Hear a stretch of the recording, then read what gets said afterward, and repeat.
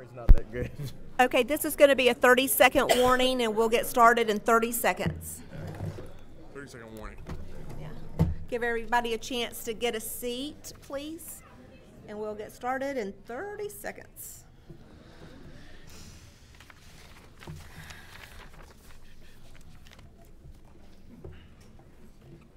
Once everybody takes a seat, we'll get started. Please find a seat.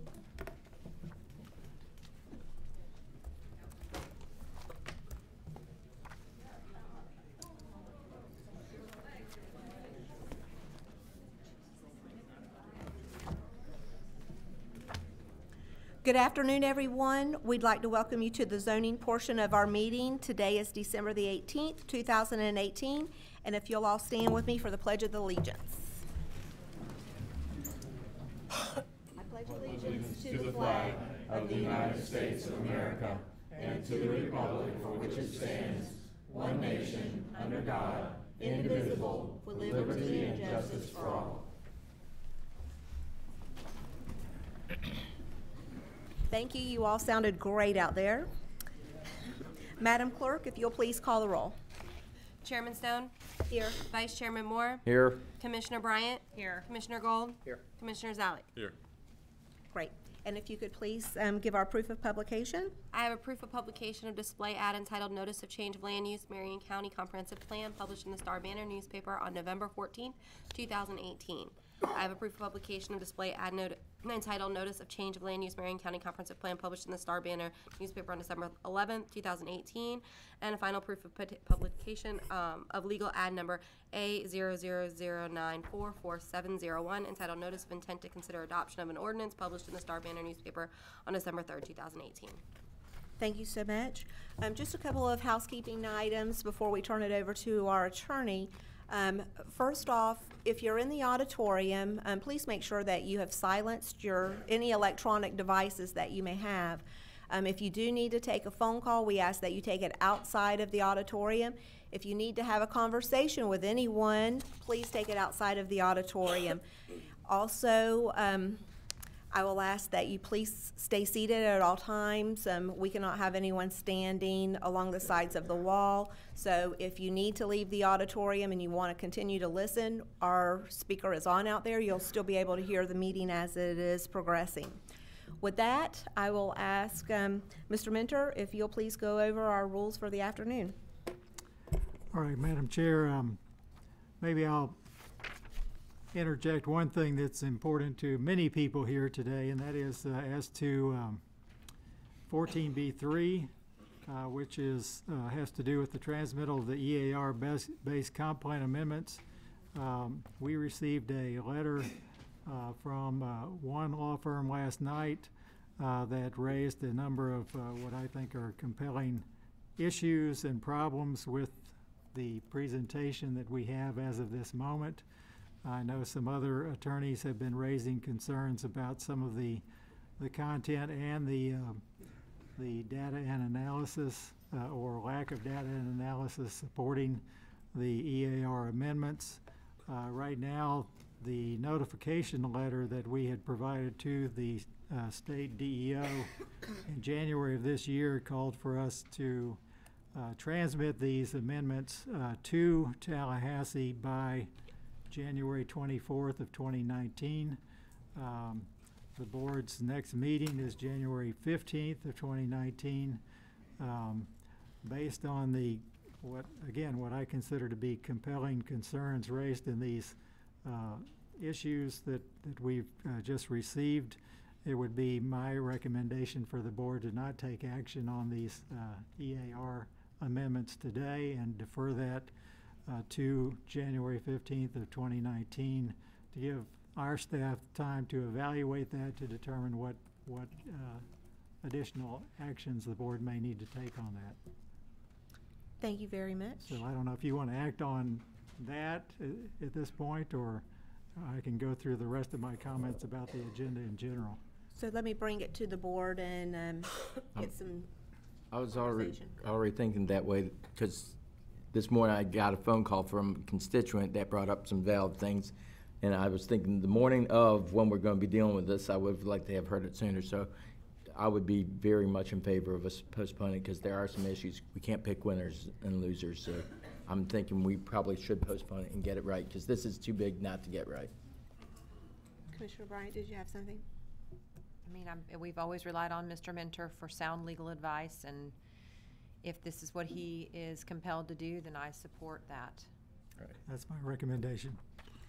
Do you have any other comments from the board? I would say we go ahead and postpone, but if there's anybody here that wants to speak about it, we go ahead and take public comment on it before we get going. That way those folks can go about their day. That's a good point. So, Commissioner Zalek? So is it that our staff needs to do an analysis on it by January the 15th, or is this the right process to continue through?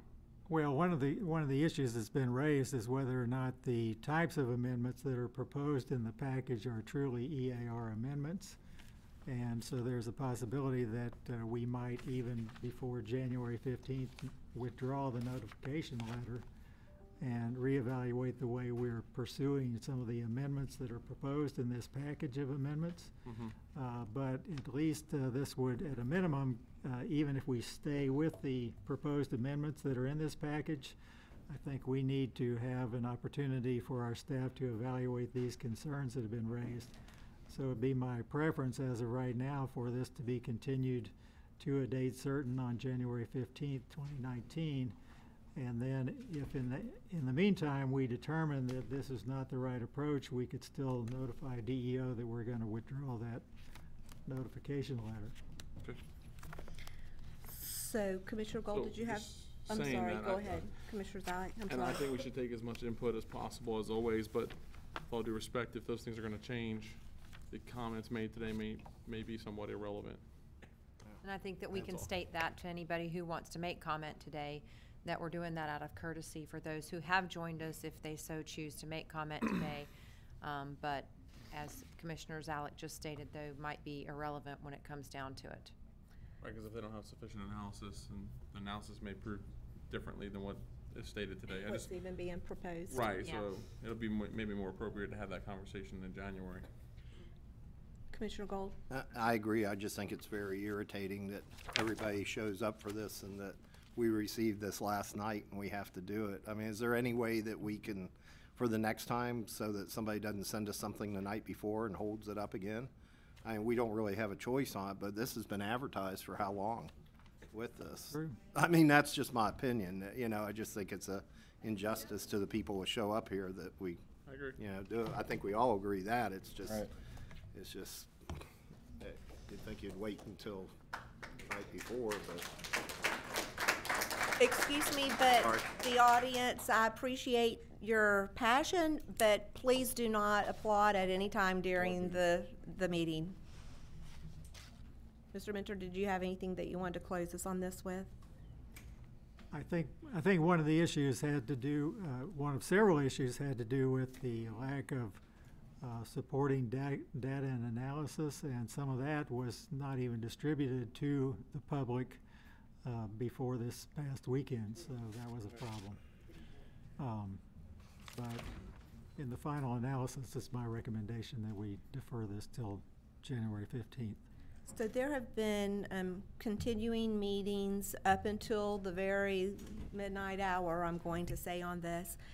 This is a very important piece of documentation for this community, and so I believe that Mr. Mentor's guidance is appropriate as well.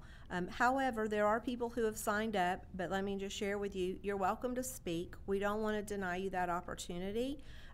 This information is going to change. So I would ask, if you choose to speak today, you're going to be welcome to, and I've got several people who have signed up. When I call your name, you may waive your right to speak, or if you'd like to speak, come forward. Shouldn't we do the consent? Well, I mean, I'm going based on let's take care of this and let people get out of here. So I think that's a valid recommendation. Yes, ma'am. I just Okay, wanted to ask. thank you. Do we need a motion to postpone? No, I don't know. Do we need a motion to postpone? I'm gonna ask the, And just take public We're comment just- first. Okay. okay. So let me state this again. We're going to call your name. If you want to speak, this is being continued to January the 15th, though. So, and that would be the evaluation and appraisal Yeah, report you will public need a hearing. You will need, at some point, either before or after you take the comment, you will need a motion to continue it to a date certain. Yeah. Okay. So moved. So we have a motion to. Second. All right, we've got a motion by Commissioner Moore, second by Commissioner Bryant to continue to January the 15th. Any further discussion? All in favor? Aye. Any opposed? Okay. So, Now we'll do. And Commission, for clarification, this is item 14B3 is being 14B3. continued. 14B3 is being continued. So, I'll go ahead and get started with that, and that would be Jim Tatum. I hope to come back. My name is Jim Tatum, 914 Southwest Riverline, Fort White, Florida. I drove here from Fort White. I would just like to say I support these amendments, and I hope if they don't change a whole lot, I can recommend you support them next time. Thank you very much for the opportunity. Thank you, Mr. Tatum. Matt Varney.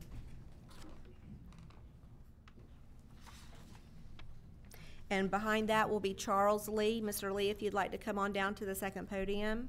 Matt Varney, 6705 Northwest 90th. I'll see you January 15th. Exactly what he just said. Thank you. Support. Thanks. Behind Mr. Lee, I'm going to just call the last name, Feaster. Thank you. And Mr. Bothwell, Reggie. It's probably the easiest way. Boutier. Boutier. Wave. I'll come up for a minute. Okay, come on down, please. Actually, And he's the one Mr. that Lee. sent us the- Madam Chairman, members of the Commission, Charles Lee, Director of Advocacy of Audubon, Florida.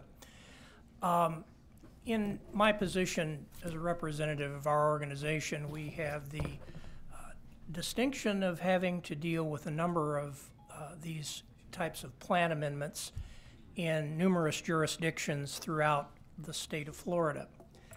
I realize that you have made your decision, it appears, to postpone this matter until January. I just wanted to comment that there are many law firms representing many clients, and they write quite a few letters all the time. And dealing with the EAR process, as we have throughout the state, we have seen similar amendments to the ones you are considering in the context of EAR processes. I don't know the name of the law firm that wrote the letter or the identity of the client that they represent. To me, those are important facts of public disclosure that perhaps ought to be discussed and considered.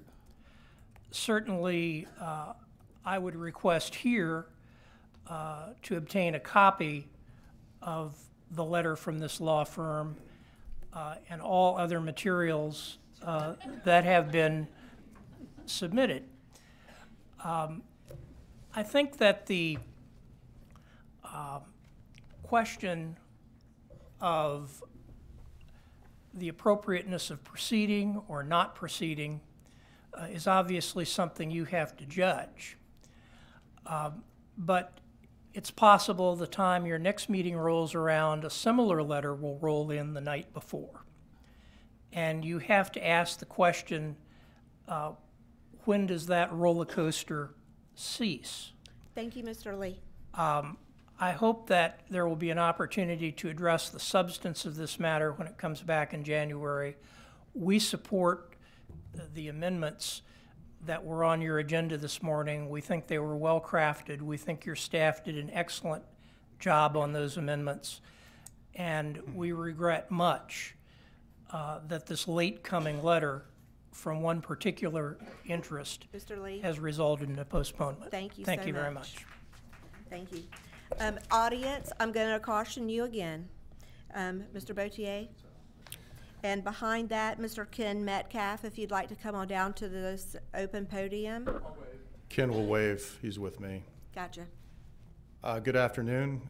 My name is Reggie Boutier. I'm here on behalf of On Top of the World Communities, Inc. With me today is Kenneth Colin, president of On Top of the World, Bo Stepp, land development manager, and Ken Metcalf, who's our director of planning at Stearns Weaver Miller. I'm at 106 East College Avenue, Tallahassee, 32301. I wanted to go ahead and formally submit for the record the letter that Mr. Lee was talking about. We have it.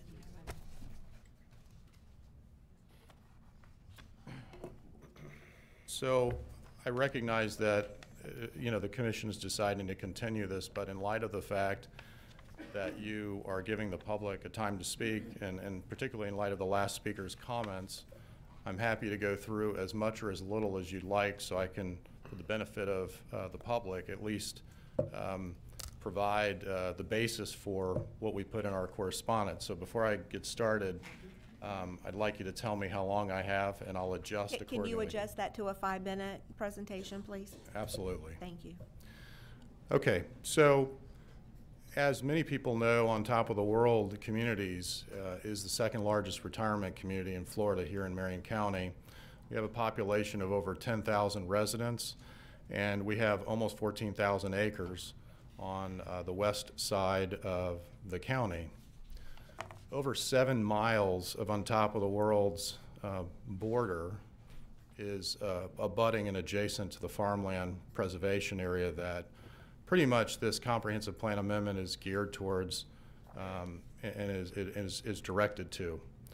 I know that there's been a lot of talk about several public hearings having occurred, including a public workshop, a planning commission meeting, and so on and so forth. But I respectfully disagree with Mr. Lee's comments on an ear-based process, and I want to talk to you a little bit about that because On Top of the World did not become informed on this till late in the game, and then they retained us to be able to provide comments, and it wasn't intentional that they were provided at the last minute. We became aware of it late in the process and had to spend time assessing it. So that's the reason why we submitted before the commission hearing. I mean, we literally started reviewing this last week. So, audience, please. Mr. Boutier? So going back to the process, an EAR, we call it an EAR-based amendment, stands for Evaluation and Appraisal Report, okay? The last time that you did one was in 2010. Excuse me, any conversation in the auditorium should be taken outside of the auditorium, please.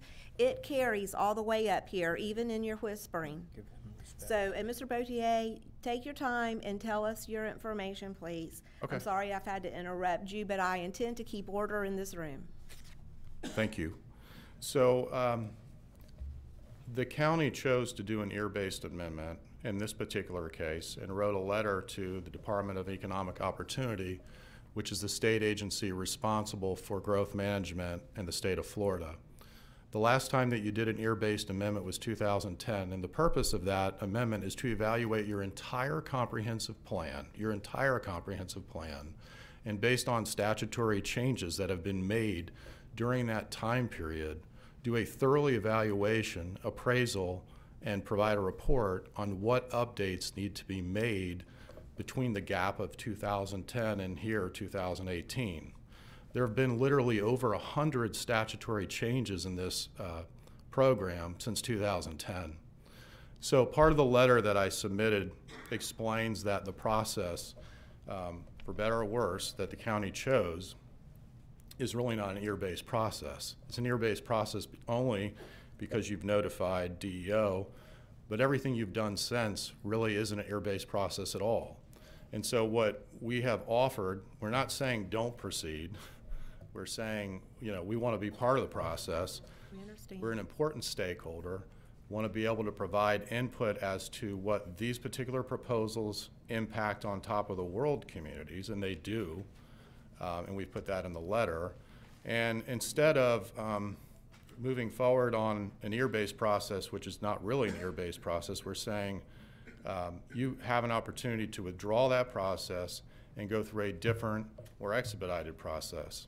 Unless the county really wants to do an ear-based process, which it's not, it's going to be much more time-consuming. If the purpose of this process is to address the farmlands, equestrian, and agriculture, which that's what it appears to be, which is fine, then we should really focus in on that, get all the stakeholders around the table who are being impacted by that, and develop a consensus-based process by which we could hopefully find common ground on these issues.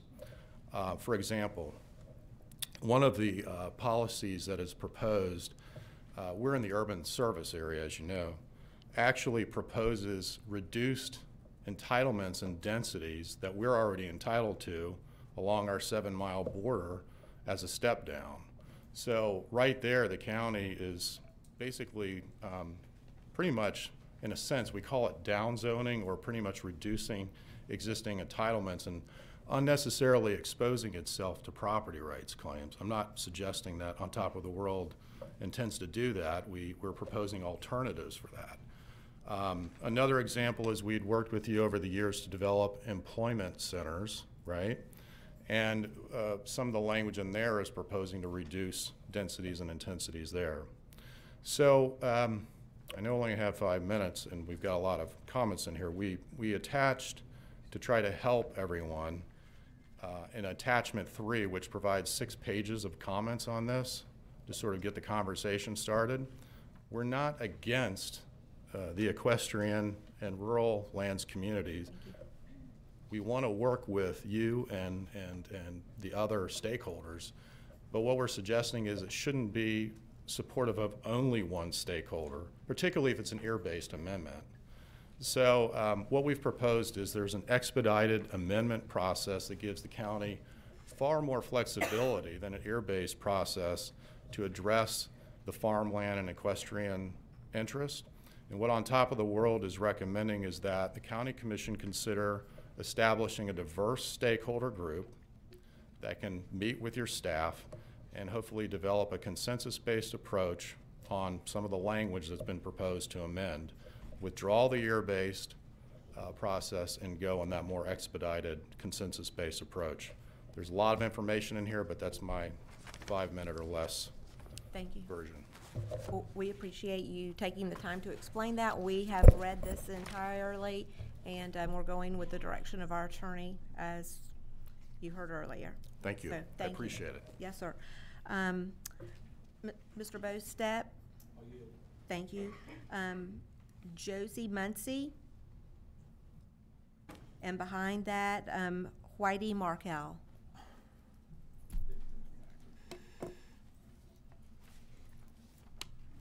Hi, my name is Josie Muncie. I'm with the Marion County Audubon Society. And for the most part, Charles Lee. Your address, please. Oh, I'm sorry. 2851 Southeast 38th Street, Ocala. I want to tag on to Mr. Lee from the Florida Audubon.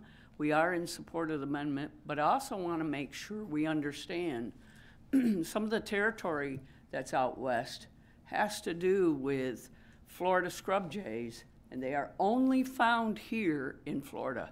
So we want to be very cautious about disrupting their life, because they are on the endangered species. And I will see you in January. Thank you very much. Thank you. And Mr. Markel. Thank you, Mr. Chairman. I have a couple of questions. Could you please give your... Oh, I'm sorry, 1981 Northwest 186th Place, Citra, Florida. This process has been going on for a while. Now you have less than a month to have a report into Tallahassee. Is that what I'm understanding? That report, as we stand right now, is due February 1st, or January 24th. Excuse me. Okay, about a month. So I'm wondering if you're going to have time to process all the stakeholders. I think we've got a good plan, so to speak, but there is some detail that is lacking that we want to look at a little bit further. Okay, well, one thing that the attorney said, I forgot his name, I don't think you need an appointed specific bunch of stakeholders. I think everybody in this audience is a stakeholder, and every taxpayer in this county is. So make sure we are communicated with. I represent Sierra Club and I represent the Florida Springs Council. So we need to know what these changes are going to be, especially if something radically changes.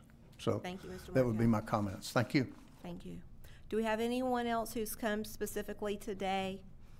If so, please come forward now. There are 2 podiums. Ms. Smith, if you'd like to come to one, and Mr. Gooding, you'll be teed up, ready to go, and I see a couple others that will follow behind. Ms. Smith, would you like to go first? Sure. Bridget Smith, 4275 Southwest 85th Avenue. I might be out of the country next month, so that's why I wanted to just get this question out there. I live on the southwest border, obviously, urban growth boundary line, and my concern was with the 3.1.6 allowing expansion into the urban growth boundary line without expanding it itself. But my bigger question is, and I've written letters, and I brought this up before, is with the Qualified Opportunity Fund Zones. Now, the Qualified Opportunity Fund Zone is that area. It follows along the southwest, northwest 80th border up to Route 27, down 27, and comes down 150th. Now, obviously the benefit of, or the reason they want that zone there is to promote growth and it defers capital gains. But obviously we want to keep that farmland preservation, so you're kind of going to have this. And I feel as though if the CEP, lawyers are all involved, it's like he was saying, who are the stakeholders? We are all stakeholders, so we would like to be included in this process too with transparency and see all these papers, because this is our farmlands. We moved here to be Ocala. You know, when that zone was deemed a qualified zone, what we're hearing on it, this hearsay, is that it came from the CEP. You know, this includes Golden Ocala. It's obviously not a low-income area, so there's only one particular area in that entire area that I would see as low income. But we don't even know what statistic was even used in that 2011-2015 census data. So there's been no transparency or inclusion in that, even though it's federal, but it came from us, or somebody in the county is where the information came from. We don't know. So we've got some concerns regarding that program, with this program emerging these. So hopefully I'll be back next month, but at least get it on the table now so it can be discussed and we can get some answers. Thank you I so appreciate much. it. Thank you. That information on the opportunity zone, I would ask that you reach to the CEP to get your detail. So CEP did Yes. Thank you. Mr. Gooding? Hi, Jimmy Gooding, 1531 Southeast 36th Avenue, Ocala. I'm an attorney. I was going to speak today on behalf of one client, one non-client. I do represent Golden Ocala RLR in connection with this process. And secondly, I was just going to speak as a drafts person. And let me just give you the dichotomy and then say why I came up here, even though you continue in the hearing. Golden Ocala does not, NOT, oppose the proposals concerning the farmland preservation area. And I'm really glad Mr. Boudier stood up here, because I just wanted to emphasize that I had nothing to do with postponing the hearing, nor did my client. We didn't even know about it until coming in here. Having said that, I'm gonna get Mr. Boudier to write a letter next time I need a hearing postponed. Y'all don't listen to my letters as good. Maybe I don't write them as good. But in any event, I just wanted to make sure that you know, sometimes I get blamed for Mr. stuff. Colin can probably help you out with that. Mr. Colin, yeah. But anyway, sometimes I get blamed for stuff, and sometimes my clients do. I just want the people who my client has been working with on this to know we didn't have anything to do with this. Having said that, the other things I was going to speak about, I don't have a paying client, but I had suggested quite a few technical, primarily technical, but also some substantive changes to the staff language. And I would appreciate the opportunity to sit down, if y'all do set up some group, to sit down. Most of these changes, and by the way, I talked to Kim before the meeting. I understand staff is now accepting some of them. But most of these, I think, will help the process, not hinder it, and can avoid some litigation. But in any event, I just want to let people know I didn't have anything to do with postponing it. But if y'all are going to have some people get together, I'd love to be there and help to the extent I can. Thank you, Mr. Gooding. Ms. Agricola? Hi, Amy Agricola. I'm the Executive Director of Horse Farms Forever. My address is 7337 West Anthony Road, Ocala, Florida, 34479. Just a few items. We, as Horse Farms Forever, are very pleased with the language. For the farmland preservation area, we feel that it's been well-written, and we've actually been participative. And I'd like to respond to Mr. Boutier's comments. I've been involved in this since August 28th, when I first went to the meeting. I spent my birthday at one of the meetings. I came on October 4th. I came again late October, and then a few meetings in November. These have been very well publicized. We have had them all over social media and email blasts, and we have covered the community around here. So I do want to say that we have tried to communicate this because we want the community to participate. We are shareholders, and we do want to participate. If you are going to have a sit-down meeting, we do want to be part of that as well. But these are the shareholders, the community, and we just wanted to say thank you. The growth services have been amazing, and we appreciate all the support. So thank you. Thank you so much. Ms. Shearer? Michelle Shearer, 2301 Southeast 85th Street, President of the Shady Greenway Conservation Alliance. I want to say that we are in line with what Mr. Lee said, but I'm very disappointed in you delaying this because, especially for Mr. Ken Colon, because, as you all know, I believe his relative sits on the planning and zoning, and Mr. Colon was on the planning a long time ago. So I know, and I feel that he knew exactly what's going on. Ms. Shearer, thank So, you. thank but you. all comments should be made here and not to any individual, the board. But thank you so much. Mr. So Colon. I am disappointed in you all not continuing this. We did continue. Thank you. Mr. Colon. Kenneth Colon, on top of the World Communities, 8445 Southwest 80th Street, Ocala, Florida. Thank you for the opportunity to speak today. I'm just going to reiterate several points. Before you start, all conversation should leave the auditorium. Mr. Tillman and Ms. Shearer. Thank you.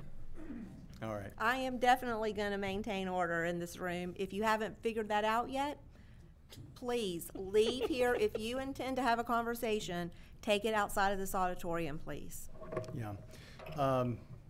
You know, we were definitely late to the game, and I find it interesting that for all our doings with staff, during the last amendment that you voted on several weeks ago, this never came up. We never had this discussion. So it was a surprise. I heard about it correctly when it was going to Planning Commission, and we got together with it and said, you know, we got to get ahead of this. So specifically regarding proposed changes in 2.1.11, 2.1.15, and 2.1.16, fundamentally, we would anticipate adverse economic impact through the reduced opportunity for compact development that would impose, which would result in higher development costs, reduced product affordability. It's a non-starter. It's very unfriendly to business and to future homeowners in Marion County. Marion County already has difficult with affordability. Let's not make it any worse.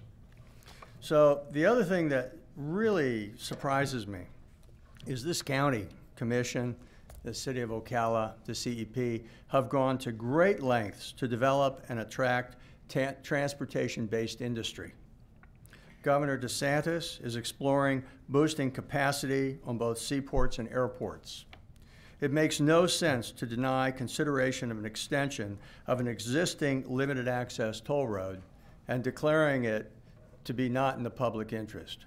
Please reconsider that. I think you're headed toward another Irish Acres debacle where you could have had Walmart transportation in or Walmart distribution center in here.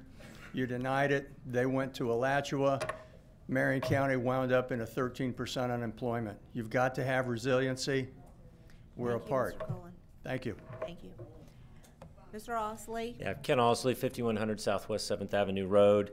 Also here as a board member of the CEP, and I think that the business community's stance on this is we're not opposed to the idea of a farmland preservation area and the concept.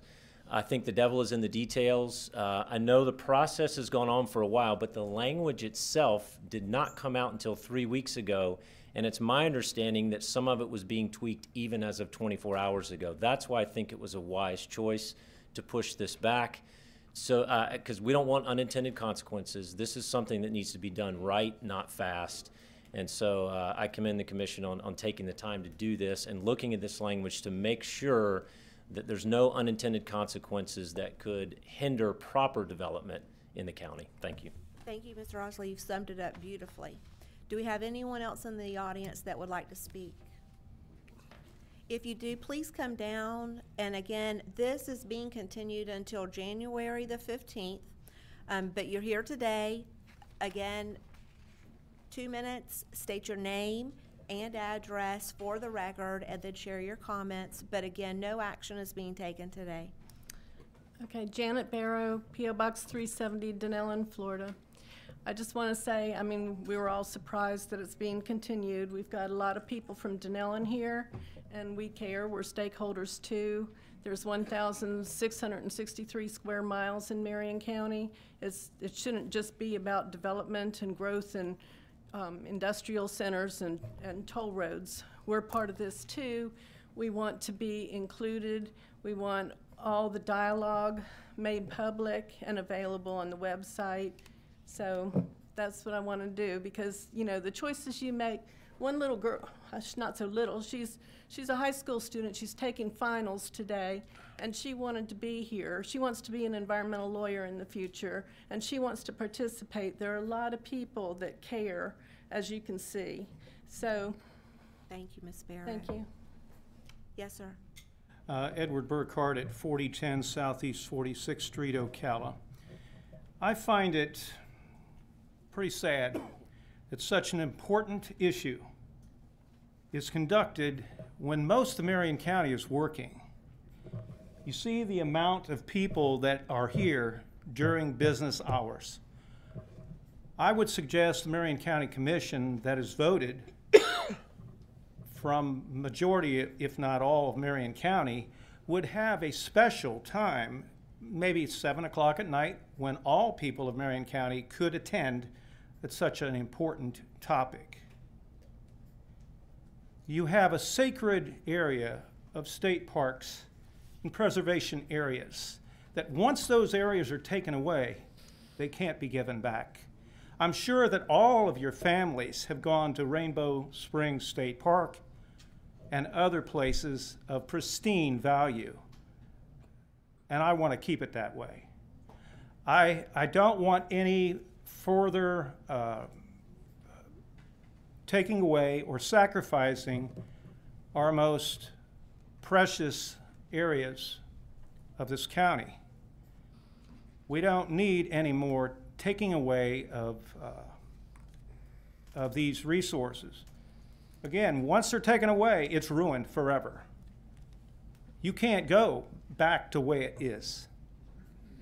So you consider what I've said, because this is a very volatile topic and very dangerous for you to even consider special interests of major transportation coming in and taking away what has always been sacred in this county.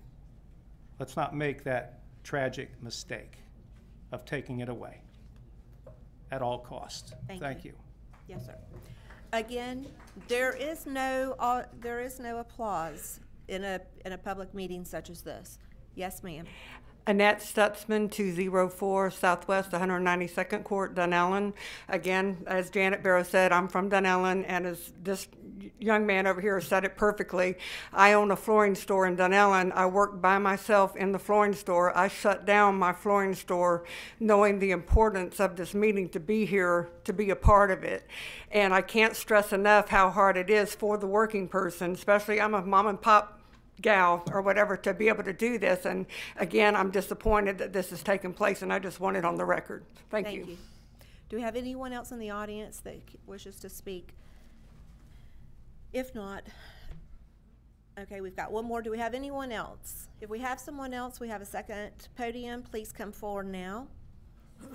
Peter Bowers, 7180 Northwest 21st Street. I'd just like to throw one additional thing into the mix.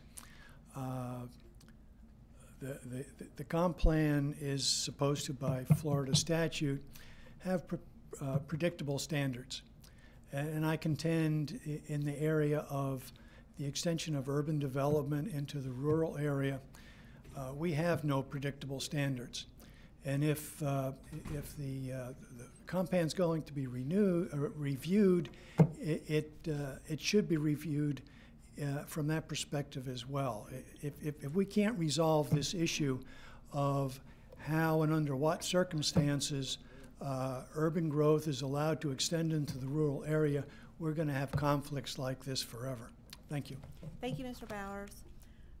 I'll give one more call for public comment, and then I'm closing public comment on this topic. Public comment is now closed. So going back to the reason that we are postponing this is simply to clarify some additional information, to share the information and have it more public. So Sam, Kim, I'm not sure who is going to address this part, but we've got changes. I mean, up until yesterday evening that we were still tweaking language. How soon will that be available to the public? We have a draft of what's been discussed with several of the people that stood up and talked to us that's ready today. I think that what we would do then is go back, clean the language up to be just those elements that we are required to do for this year, and along with the analysis that's required for those. If we do anything in the land use element, then that would be something that would be agreed on by everyone, and save all this for the exercises outside of the year process, so that we could make this deadline, go ahead and get this submittal, get feedback from DEO on that, and be done with this 7-year requirement to have that year adopted. So that would be updating the transportation maps. That would be acknowledging our new membership in the East Central Florida Regional Planning Council. And then as far as I know, there may not be any of the future land use element that's included in that at this time. And we could get that finished, drafted to you, and transmitted on January 15th. And then we can start every month. We have a cycle. We just finished 3 or so text and formal amendments for On Top of the World last month. So we do it all throughout the year. But in our early discussions with the agricultural folks, we said this was going to be a long process, and we've tried to jam it into this year, and here we are in the 11th hour taking it all apart again. I'm just not sure it's necessary to have that extra stuff that is controversial at this point. And then we would schedule the stakeholder meetings, we would schedule the night meetings, whatever it took to get items that are going to raise this much concern in its proper setting. So let me bring it back to the board for comment. You've heard Sam offer we can take out the controversial pieces at this point in time. And the main issues that needed to be addressed, what were your biggest concerns, Mr. Mentor, in this letter? Well, I think one of the concerns is, as Mr. Boudier indicated, that the EAR process in Chapter 163 contemplates a comprehensive evaluation, and what he's suggested in his letter is that the process that we've undertaken in the package of materials we have is actually a pretty narrow package of materials. It really doesn't address the comprehensive plan and all of these statutory revisions that have occurred since the last time we did an evaluation and appraisal report amendment. And so to me, I think one of the threshold issues for us is for us to internally make a decision whether or not we need to proceed with an EAR type process, or whether we need to proceed with these items related to the urban growth boundary, the Farmland Preservation Act, as an expedited amendment process, as Mr. Boudier referred to. If we can do an EAR process and, as Mr. Martzoff just said, eliminate some of these more controversial issues and deal with them separately, then I think we have time between now and January 15th to make a decision whether we want to go that route or whether we want to go ahead with an entire package of these amendments as they're proposed, but to give us more time to distribute at least the revisions to everybody so that they're not getting these proposed revisions the day of the meeting, which is where we would have been today. So at a minimum, we need to have an opportunity for people to see what the revisions would have been. And Madam Chair, we did evaluate the comprehensive plan. That's why we sent the letter. These were the items that needed to be addressed after that evaluation. Remember, we completely redid the plan in 2014 and updated it with all those statutory changes, most of which had occurred at that time. So we were already steadily bringing it up to date. It was just a matter of these cleanups. We've got old maps in there. We changed our regional affiliations, and then while we were doing that, a number of things happened up in the Northwest that caused some concern, and just like happened last time in 2014, a whole bunch of folks came out and shoved comp plan amendments in that year process. I think it was 20 or, yeah, it was a lot of them. So we can go through with this and complete this exercise, I think, and get input from DEO, be all straight with them, and then do what we have continued to do since 2014, is run a monthly cycle of amendments, text amendments, comp plan amendments, and land use amendments. So are you and Mr. Minter at odds on the communication here? I don't think so. Okay, I want to be. I think they're saying. I think what you're. Maybe I'm not understanding. I think they it. should sit down after this and figure out the best way to go forward Exactly. between Sam, Yeah. Guy, and Monier, and let them make that decision. With all due respect, Madam Chair. I think that's an excellent idea. The experts on this, I mean, because we want to do it right. There are some good changes. There's some good proposals in here. But I don't want to open up the county for any additional lawsuits that could take place as a result of not following it through appropriately. So, do I have a motion to send We that? already had a motion to extend, so all you need to do is just give direction to staff. Then that's, I'm gonna ask, is everybody in agreement? The three, okay, Right. and so by January the 15th, you'll bring us back the best way to move forward with this. Sam and Monier and I will meet well before then to address this issue. Thank you. Yeah. So if you were here concerning the EAR report, I'm going to share with you that is now been concluded, and that business will not be discussed any further this afternoon. You're welcome to leave. Madam Chair, on that point, though, I would say that the text that Mr. Martzoff has, that's available over at the Growth Services Department, if anybody wants that revised text. I've lost it. Yeah, maybe 2 seconds. And Okay, I will ask you to please exit the auditorium immediately, and all conversation should cease. We have a meeting that we are currently in the process of holding, so please end your conversations and leave quietly. And Mr. Minter, thank you for reminding us that all of the proposed language that's already been discussed in that topic is available at Growth Services. Mr. Minter, if you'll please give us some detail on how we'll conduct the rest of the afternoon. Okay, Madam Chair, under the agenda, under item 14A, that's the consent agenda. So there's a number of items on the consent agenda. If you were at the Planning and Zoning meeting, you saw how that worked, but Mr. Martzoff will read off individually each item on the consent agenda. If you're here and you're concerned about an item on the consent agenda and either have an objection or a question, raise your hand when those items are read off. and we will pull that item off the consent agenda. On the other hand, if nobody has any objection or question about an item on the consent agenda, the board will make a motion and pass all of those items with a single motion. If they do that and you're here for one of those items, you can leave after that motion passes. So that's the consent agenda. Item 14B is DRC waiver request, some public hearings related to wastewater connections and sanitary sewer connections. There's 2 items related to that. And then finally, the individual items for consideration. We have a number of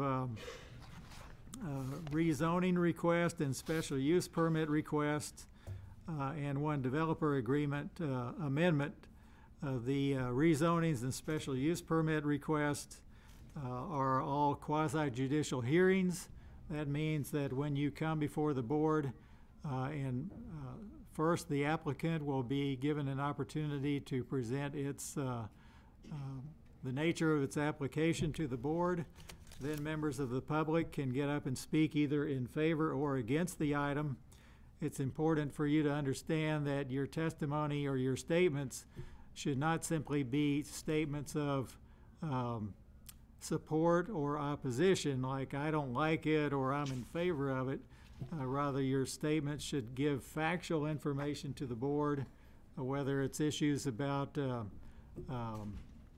transportation, if it's issues about incompatibility of the application with your surrounding property. Whatever the issue is, the more factual information you can give to the board will enable them to evaluate whether the application is consistent with the comprehensive plan, whether it's adverse to the public interest, and whether or not it's compatible with the surrounding property. Your time will be limited for the members of the public. After everyone from the public has spoken, the applicant will be given an opportunity to get back up and to address any of the objections or questions anybody has raised. After that, the public hearing will be closed and the board will deliberate on each one of those items. You only get 1 time to speak if you're here in the audience, either in opposition or in favor to the item, so make your comments as concise as possible. And if there's 15 or 20 people here on the same item, please try not to make just repetitive statements that are saying the same thing as the people in front of you. Thank you, Mr. Mentor. Mr. Martzoff, would you like to start us with the consent, please? Yes, Madam Chair. For the record, Sam Martzoff, Marion County Growth Services Director. We have the first 11 items, as Mr. Mentor explained, are the consent agenda. They are items 14A1, 181201 SU, Ocklawaha River Valley Civic Club. It's a renewal of a special use permit and a modification of that permit. 14A2 is 181202 SU, James Hughes. It's a modification of a special use permit in A1. 14A3 is 181205 SU, CLD Properties. It's a special use permit in B2. 14A4 is 181207Z. It's a zoning change, Joe Brown, from B2 to R1. I'm sorry, B4 and B2 and R1 to A3. And 14A5 is 18S05. It's a small scale amendment for John DeWeese from Commerce District to Employment Center. And there's a companion rezoning application to that land use amendment, 181208Z. It's a rezoning by John DeWeese from B5 and M1 to R1. 14A7 is 181209Z, Jacalbro Incorporated. It's a rezoning from R1 to R4.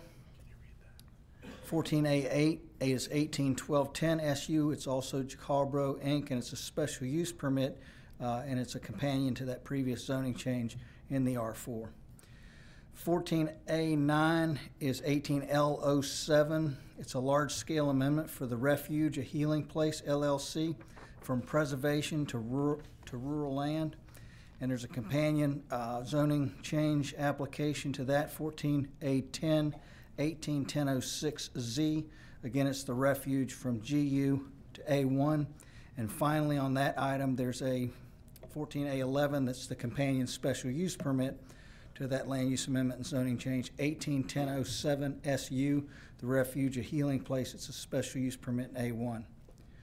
Does anybody wish to pull any of those items or have any questions? Sam, do we have any ability to change the font or whatever up there is that? I don't know where that came from. It comes from back behind that door somewhere.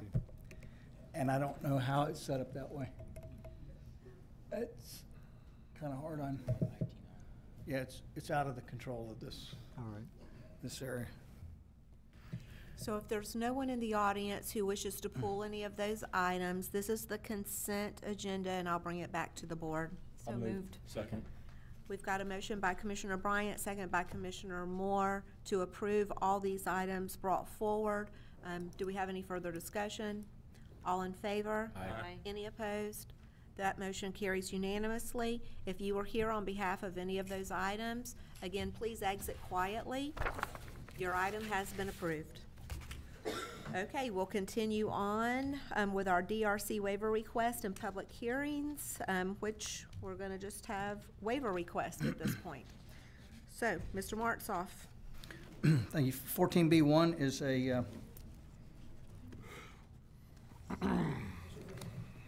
it's a request to uphold DRC's denial recommendation for a waiver to sewer wastewater connection in Marion Oaks subdivision.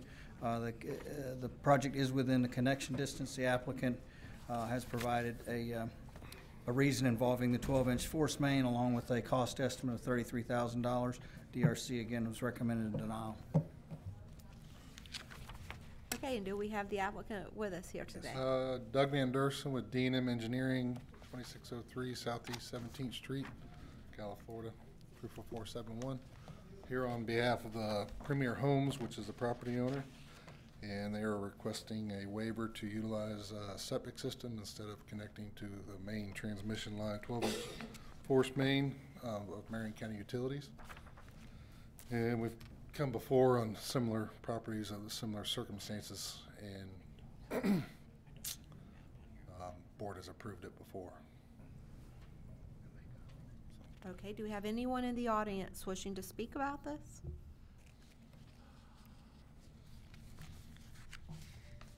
Then I will bring it back to the board, to staff. Do we have any questions? Motion to approve as we normally do. Second. With advanced septic. Yep. Second. Okay, we've got a motion by Commissioner Bryant with a second by Commissioner Zalek to approve this motion with advanced septic system.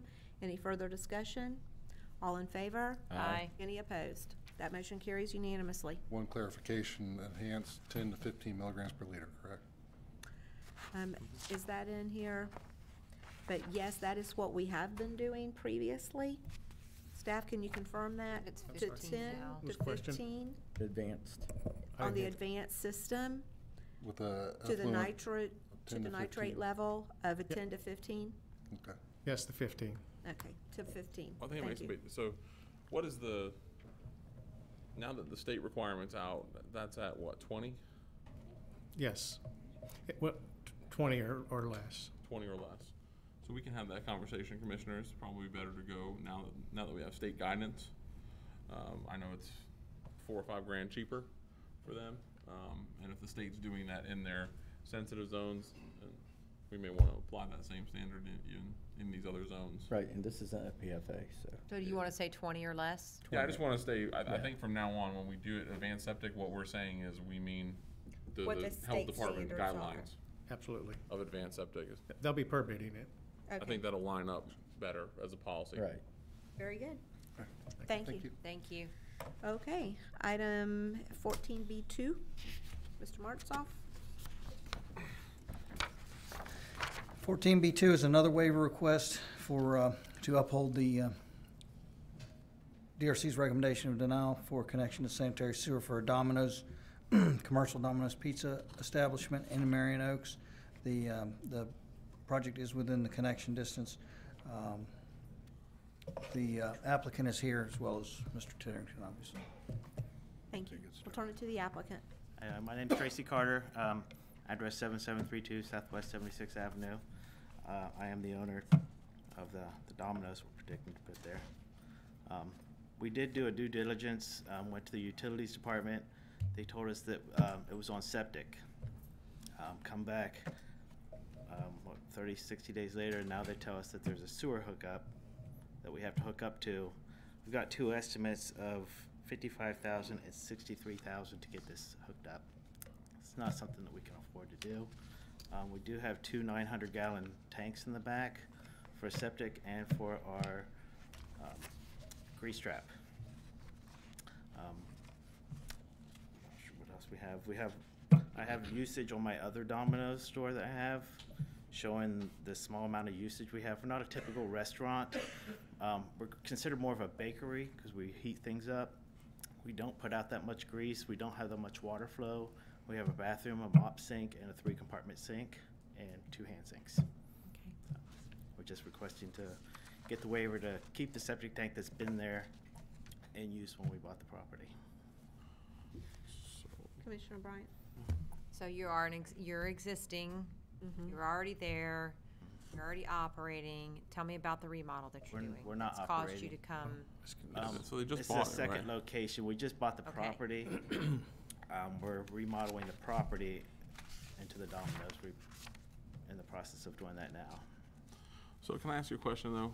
So, Bob, when they came to utilities, how do they get that answer, if that's even true? Do you have documentation that you did not need to hook up? My name is When Mark you did your due Rodriguez. diligence? My contractor. Okay. Mark Rodriguez. Because I have a feeling you don't have a piece of paper that says, we said you don't have to hook up. No, she turned her underwater and said you what don't I have to thought. hook up to. And what she told us to do, my name is Mark Rodriguez. I'm the contractor there with the Mr. owner. Rodriguez, if you can give your address as well. Okay, no problem. 16248 Southeast Highway 42, Weirsdale. The day that we went there for the first permit, we had two permits prior to the actual permit. We went there to get for life safety, to get power turned on. We told the building department and utilities what was going on. It's going to be a future Domino's. We wanted to turn the power on. Utilities, he made his deposit to utilities. They said, okay, no problem. Our suggestion is get your septic tank pumped out. There is no sewer in that area. As he finished doing his deposit, I went to the septic people, got all the information, got the application for the septic. We got it pumped out. A week later, after all the power was turned on, I got my demo permit. Went through the whole thing again. Started a demolition while my actual permit was being processed. As they were reviewing our plans, that's when it came up that, whoa, stop. You have to hook up to sewer now. And our only question is, why was it not brought to our attention when we first got the two first permits? Well, I don't know what the first permit was. The demo. But the First permit was utility, to turn the utilities on. Lights on. We made a That's deposit not a permit. That's not a to you. permit. That's not a That's permit. That's a turning on utilities. Well, the permit for there is, what was that permit called? Showing clean. Showing clean. They actually made a pool permit. As a contractor, until they do a site plan, they're not going to evaluate the distance of sewer, right?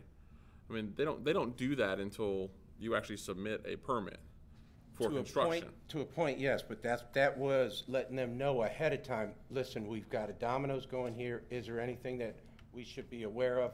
And the lady at the So counter you said did. no. I understand that, but you didn't request how far sewer was from your They location. said there was no sewer available to us.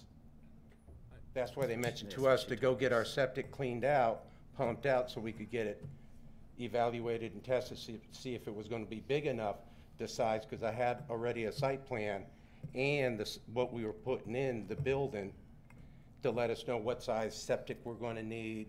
But we were kind of holding off on that till everything went through with the building department, because I didn't want to have him put money towards the septic tank if there was some changes that were going to be made to the building department, because I'd rather wait till the end, till everything was cleaned up before I did my septic. Okay. And what they were told us is that there's like a 400 or 500 feet minimum from the property. Well, where his building is and where we have to go is every bit of 900 feet. Because his building's on the back of the property. No, it's just to your property line. I know. Yeah. It doesn't matter where you put your bill or where the Where the existing building was? Right, you could have a flag lot that goes back half Yeah. a mile in some cases in Marion County, and you could still fall within the quote-unquote hookup distance, but that's what this process is for, is to Yeah, so- evaluate yeah. those on a case-by-case basis. I still don't understand how somebody told them, no, Okay. I know they can't prove it, but. Well, maybe I can shed some light on it. Bob Titterington, Marion County Utilities Engineering Manager and Interim Director. Typically what happens when either a building permit is either pulled, depending upon what is being done. In the case of, if they're not changing the use, then it will stay as the system currently is. If the use is a more intense and increases water and sewer flow, then utilities will then identify that is one that needs to connect to our system if it meets the connection requirements. In the case of this one, it's for the Domino's. It used to be a church, and it had a septic tank and it had a grease trap. So whenever they came in for the Domino's, Trap for the church? They had a full kitchen? I believe they probably had some type of a kitchen or something. Whenever they came forward to us, it was a higher intense use, which requires calculation. The ERCs for that's 2.7, and the connection distance then is within 1,000 feet, and they're actually 525 feet away. So I don't know if they were pulling permits to do other stuff, but when it came to us that it was being changed from a church to a Domino's, then that's when it was evaluated. One of the things that we did do is we evaluated the existing septic or the grease trap that was there, and agreed that they could reuse the old grease trap and not have to change out the grease trap, as long as it has the baffles in it in accordance with our code. It would be undersized under our current code requirements, but we feel confident that it would probably would work for the Domino's.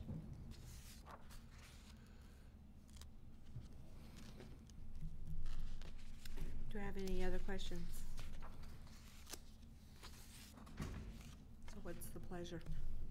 Public comment. I'm sorry. Do we have anyone in the public who'd like to speak on this matter? Quick question. Yes, sir.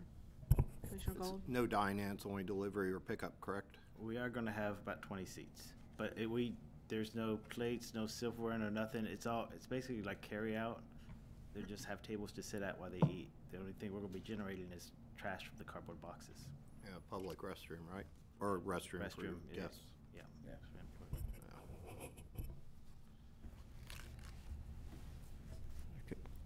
If I may, I'd just like to, because I know from just churches, a lot of those bathrooms get a lot of use on Sunday mornings, and if it can accommodate Sunday morning use, I think it could accommodate a Domino's pizza use. So I would be inclined to give you all your requests. So I'm going to go ahead and make that motion.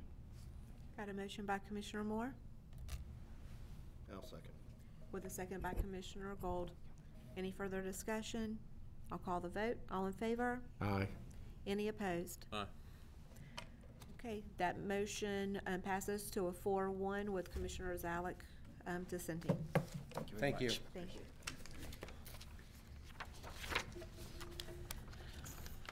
Mr. Martzoff, take us into planning and zoning items for individual consideration. Excuse me, Mr. Risen. Good afternoon, Chris Risen with Growth Services. This item is a brief item, which is for Greystone Hills of Ocala.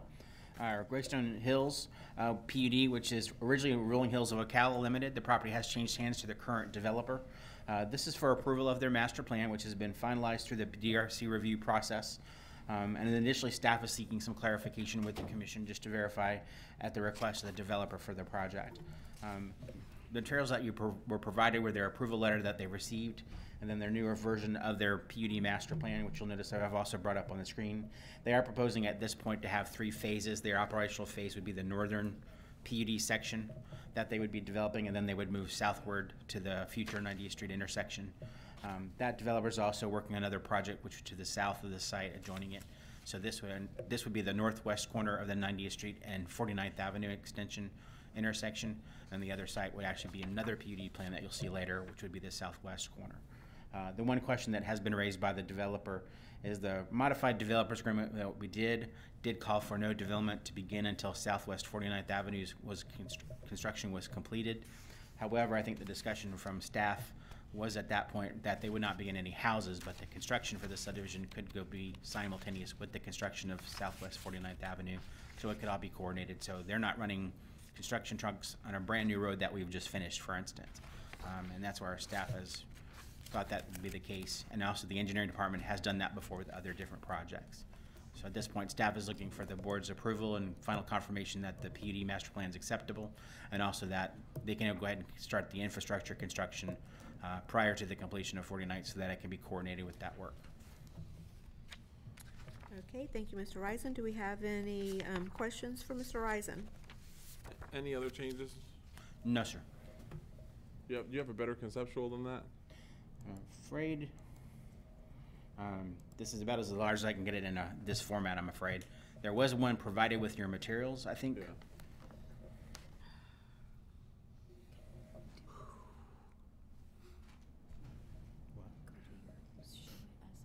Oh, yeah, the slideshow, yeah. Won't make it that much bigger.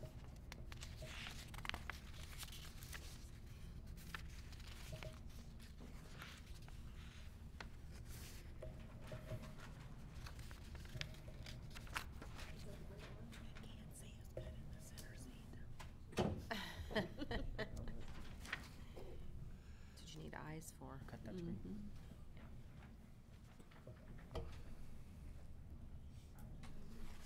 Thank you, buddy.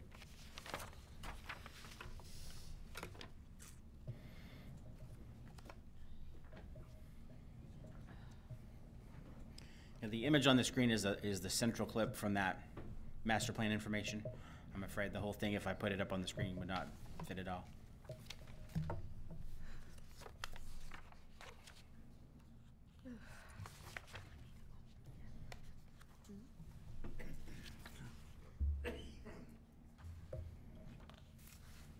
Is the applicant here with us this afternoon? I don't know if the engineer is in attendance today. Okay. It was Paulo Mastrosero was the engineer, but at this point in time, we noted for them that this is the administrative procedure that the commission has for this. Very good.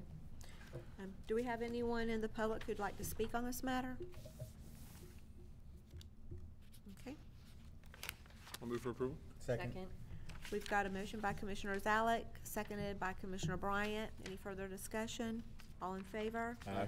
Any opposed? That motion carries unanimously. Thank you.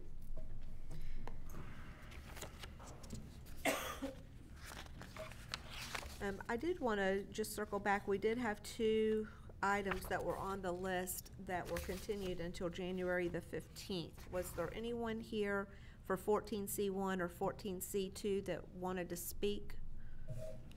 Okay. Thank you. Just making sure. So that will take us into 14C4.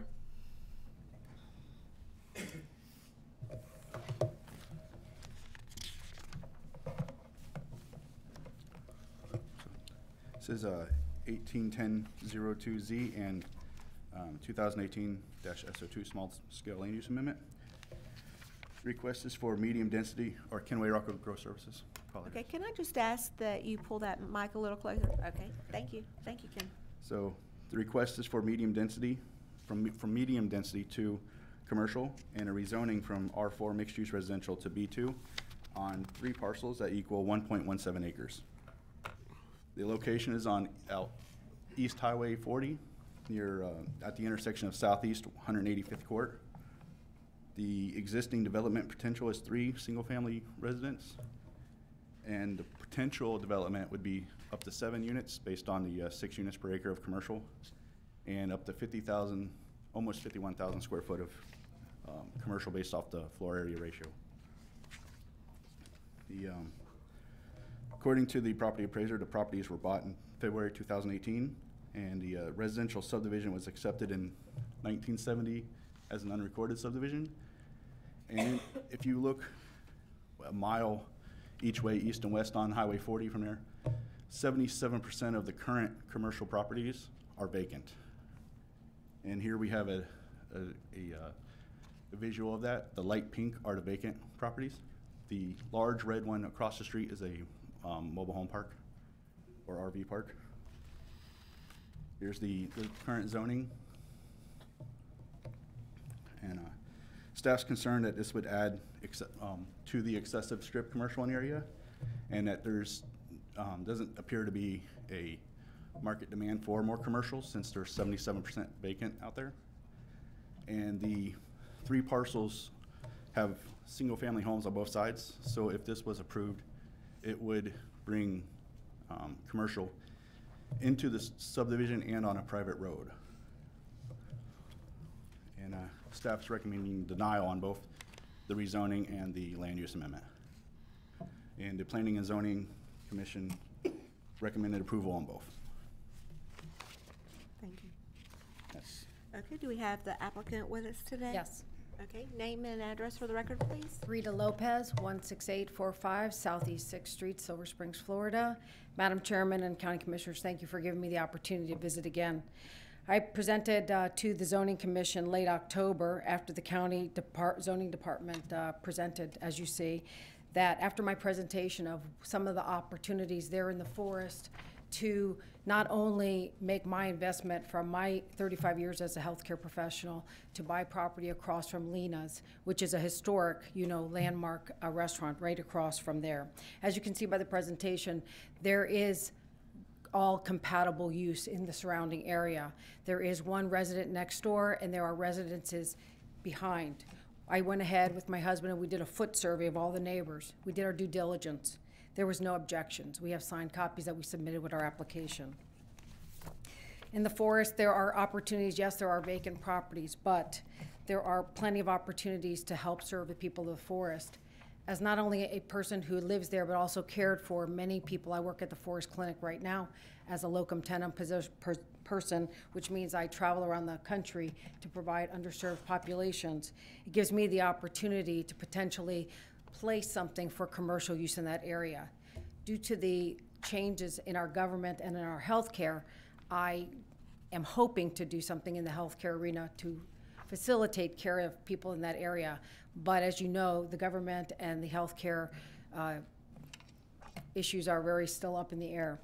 So, County Commissioners and Madam Chairman, please respectfully agree with the Zoning Committee who overruled this recommendation of the zoning department and rezone us to B2. We want to serve our community. We want to give the community opportunity to have jobs in the area, to offer services to the people in the forest, and so that they don't have to come all the way into town. Thank you, Ms. Lopez. Do we have anyone in the audience who would like to speak on this matter? Anyone in the audience? If not, I'll bring it back. Yes. Go ahead, Commissioner. Do you have anything planned for this, or are you looking to resell it? No, I am looking to not resell it. I am looking to possibly use the commercial property there on Highway 40 for some purpose of bringing some kind of a business to the forest area. You own any other property on the strip along 40 there? In Silver Springs. In Lynn. I'm sorry, I know it's far down the area. All right, thank you. Commissioner Zalek? So you bought. Are you planning on using the facilities that are currently there? Actually, sir, we have cleaned up that area quite a bit. There were 2 mobile homes there that were, I believe, people would just go into the vacant areas and do, drugs and all that stuff. So we went ahead and cleaned up that whole area. As a matter of fact, the people in that area have thanked us for cleaning that up. Currently, right now, it has been cleaned up. All the debris has been removed. All the garbage has been removed. I myself and my husband personally picked up the trash that was there from years. So we've taken an unsightly piece of property right there on the strip there, and we've cleaned it up. And again, it's right across from Lena's. I mean, when I looked at that, it was only after seeing on Facebook, on other social media, how Lena's is a restaurant that draws people from all over the state to come there. And I think now it's much more of an attractive place for people to want to be.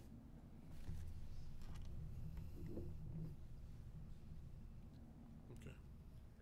I'm trying to help you, but you've given us, at least at this point, no reason to change the zoning for what you want. I'm trying to get there with you, but Well, let I'm me having ask- a really hard time because, quite frankly, you could have just bought commercial property on the strip. There's plenty of it available. I drive this all the time. Right. Well, but with So all you due chose to- respect, you chose to buy residentially zoned property to do a commercial venture. You don't have a plan to do commercial venture at this point. You don't have anything you could tell us that you want to move in there, but you want us to change the zoning for you. I would, with all due respect, first of all, there is a plan. I'm a family nurse practitioner. I have 16 years of college. I serve the community by providing medical services to underserved communities. I don't want to commit myself in a pigeonhole and say I just want to put a clinic there, because as you all know, all of our healthcare coverage is in question. So I do have an intention to do commercial. I would love to have a medical office there to serve patients. There is plenty of vacant out there, but if you've driven that, you know there is quite a bit of unsightly vacant items there, in my opinion. And the thing is that I don't see, I think that something you guys said was compatible with surrounding properties. Everything in that area is commercial on that area. That is why it only made sense to me as a medical professional that like goes with like. I never anticipated there being any question of this not being able to be rezoned when everything surrounding it is such. And that's why. It doesn't give you that, just because things around you, although it's a great case, it doesn't automatically give you the right to somebody else's zoning. Absolutely, So- absolutely. There's no rights. There's Let me no ask you a rights. question. Yes, sir. Do you need that third piece that's a little further in? I think that's staff's biggest concern too, is that you start moving the zoning into the properties that are right around it. So the bigger chunk. You got 3 pieces there. I don't see why I wouldn't want to have all 3 parts, Well, I know because you here. want to. I'm asking you what you're willing to compromise on. I mean, I don't know. The other board members can tell me. if I'm Well, wrong. I guess the question is, the compromise is that we don't. Your district, right? I'm I sorry. don't drive that district, so that's why I'm asking. You're familiar with the district? Yeah, actually, technically it's his. Just yet. Okay. On the other side of the street's mine. Yeah. Gotcha. He- Okay. He's arguing that it's his district. I was like, it's Yeah, south, it's not actually north. not mine. Lena's is yours. No, it's not. Okay, but going back to Ms. Lopez. With all due respect, I agree with Commissioner Zalek that I don't have any rights as a property owner. However, what I thought I had was an opportunity to share with the commission, and as I did with the zoning committee, that it seemed like a natural progression to have something across from Lena's that was residential at one time, was extremely unsightly. We've now brought it to a place that it is presentable. It's an asset to the community. I'm only looking to bring an asset to the community as far as offering medical services in that area. There is a lot of vacant property on that strip. I don't know why that is. I've only been in the forest since 2002. I don't know why there's so much vacancy there. But I know that there's people that are underserved in that area. I know that every one of the residents that I did a foot survey said absolutely we'd have no problem. Great. They signed their name. So I'm only asking for compatible rezoning compared to what's around me. That would only mean that the one property to the right on the highway, and I'm talking about the highway property specifically, is all commercial. So we're really the zebra in the room more than the question of to stay residential. So I would like you to consider that, to offer something to the community. So I'll put a motion on the table. So which identifies the 3 different properties? We'll make a Before you make a motion. motion, can I make? Use ask 3? a question? Oh, sure. I'd just like to ask a question. How can we separate the 2 up top? Before that, I'd like to ask a question. Have we had any? Comment yet, you can't do a. Oh, Yeah, we have no motions at the moment. no. I did ask for public comment and no one stepped forward. Oh. Sorry, I didn't Yeah, hear Yeah, that's all right. okay. It's been a long day. Oh, you're keeping Carl Yeah. from making the motions. We're good Okay, now. so Commissioner Moore, just you have a question. Real quick question for our staff. The house that is between that commercial piece, the one on the highway, did they have any objections whatsoever? At first, no, but when I told them what could happen if this venture failed and they did whatever was permitted by right in B2. They weren't exactly excited about that at all. They said they were against it when I talked to them. And if I could clarify, the commercial right here, it was platted to be like the park or the preservation area of that subdivision back when it was originally platted. And then in the 1960s, when they did the 500 foot from the center line commercial zoning strips on certain roads, that's how that commercial got there. Does that help you, Commissioner Moore? Yes. Okay, Commissioner Alex. So, Commissioners, what I think we should do is, if you're willing to allow it, we allow the first two. If she proves us right, she comes back, we can continue to expand that very process. The third parcel is on a dirt, I mean, that's a dirt drive. So that would have to be improved and have the site plan, it would be more complicated, and it's up against the residential. I think we should keep it that way. If she's awesome, we'll put a clinic on, she can put it on the first two. It's on abutting the highway and abutting other commercial. I think that's the way we move forward from here. At least an opinion. I can make that motion if you're all willing to hear it. If you don't want to, somebody else can make a different one. Board? I'm sorry, I've already closed public comment at this point. Are you the applicant? Yes. Oh, well, if he's the applicant, We're co-op, I mean, there's both of our names. yes. Thank you. Amado Lopez, 16845 Southeast 6th Street. I hear what you're saying, Commissioner, about, using half and stuff, but if you look at the piece of property, and we do have a plan. The plan is to hopefully do a medical facility for my wife there. The only thing is this, is that if you cut us back to just the two lots, the way we are, where we want to put it, it really isn't that big of a lot. Again, we went to every single owner. I mean, I don't know the person that he is speaking to, but I can tell you that we went to every single owner, even above and beyond the amount of feet that we wanted. And we got signed affidavits saying that there was absolutely no problem, because they were really shocked that it wasn't commercial to begin with, given that Lena is next door. Now, okay, so can we give them B1, which is business, residential business? Because that'll take out most of the bad stuff, and then we can give them a special use permit on top to restrict some of the other uses, correct? If that's what you all decide today. All right. may I ask? I just want to ask. Sure. Well, listen, there are things that are in B2 that Commissioner Moore and I don't want there. Right. So, No. so that's the problem, is giving you the full zoning without a plan. That's why we're asking you, what's your plan? You're going to build, if we know when you're coming in, most of the time people come in and say, oh, I want to build a Dollar General, right? Or I want to build a bank, or I want to build a gas station. I need this zoning. We have right? enough of that stuff out there, though. All I'm saying is that the problem with this is that you're coming in without a plan, without a business model, without saying, I want to build a restaurant, I want to build a church, I want to build a house, I want to. With all due respect to you, Commissioner, there's a lot that I would like to say, but my wife has signed a anti-competition clause where she currently works as a healthcare provider, which kind of, locks us out of, being a little bit more forceful as far as the plan. I can tell you that there is a plan. As far as a dirt driveway, where are we looking at this dirt driveway? Because really the only thing that there is between us and Lena, that 185th there, right, is just, it's not a driveway, it's a road, like, there's so many roads Right, in but our when you area. go to engineering, they're going to make you improve it, most likely.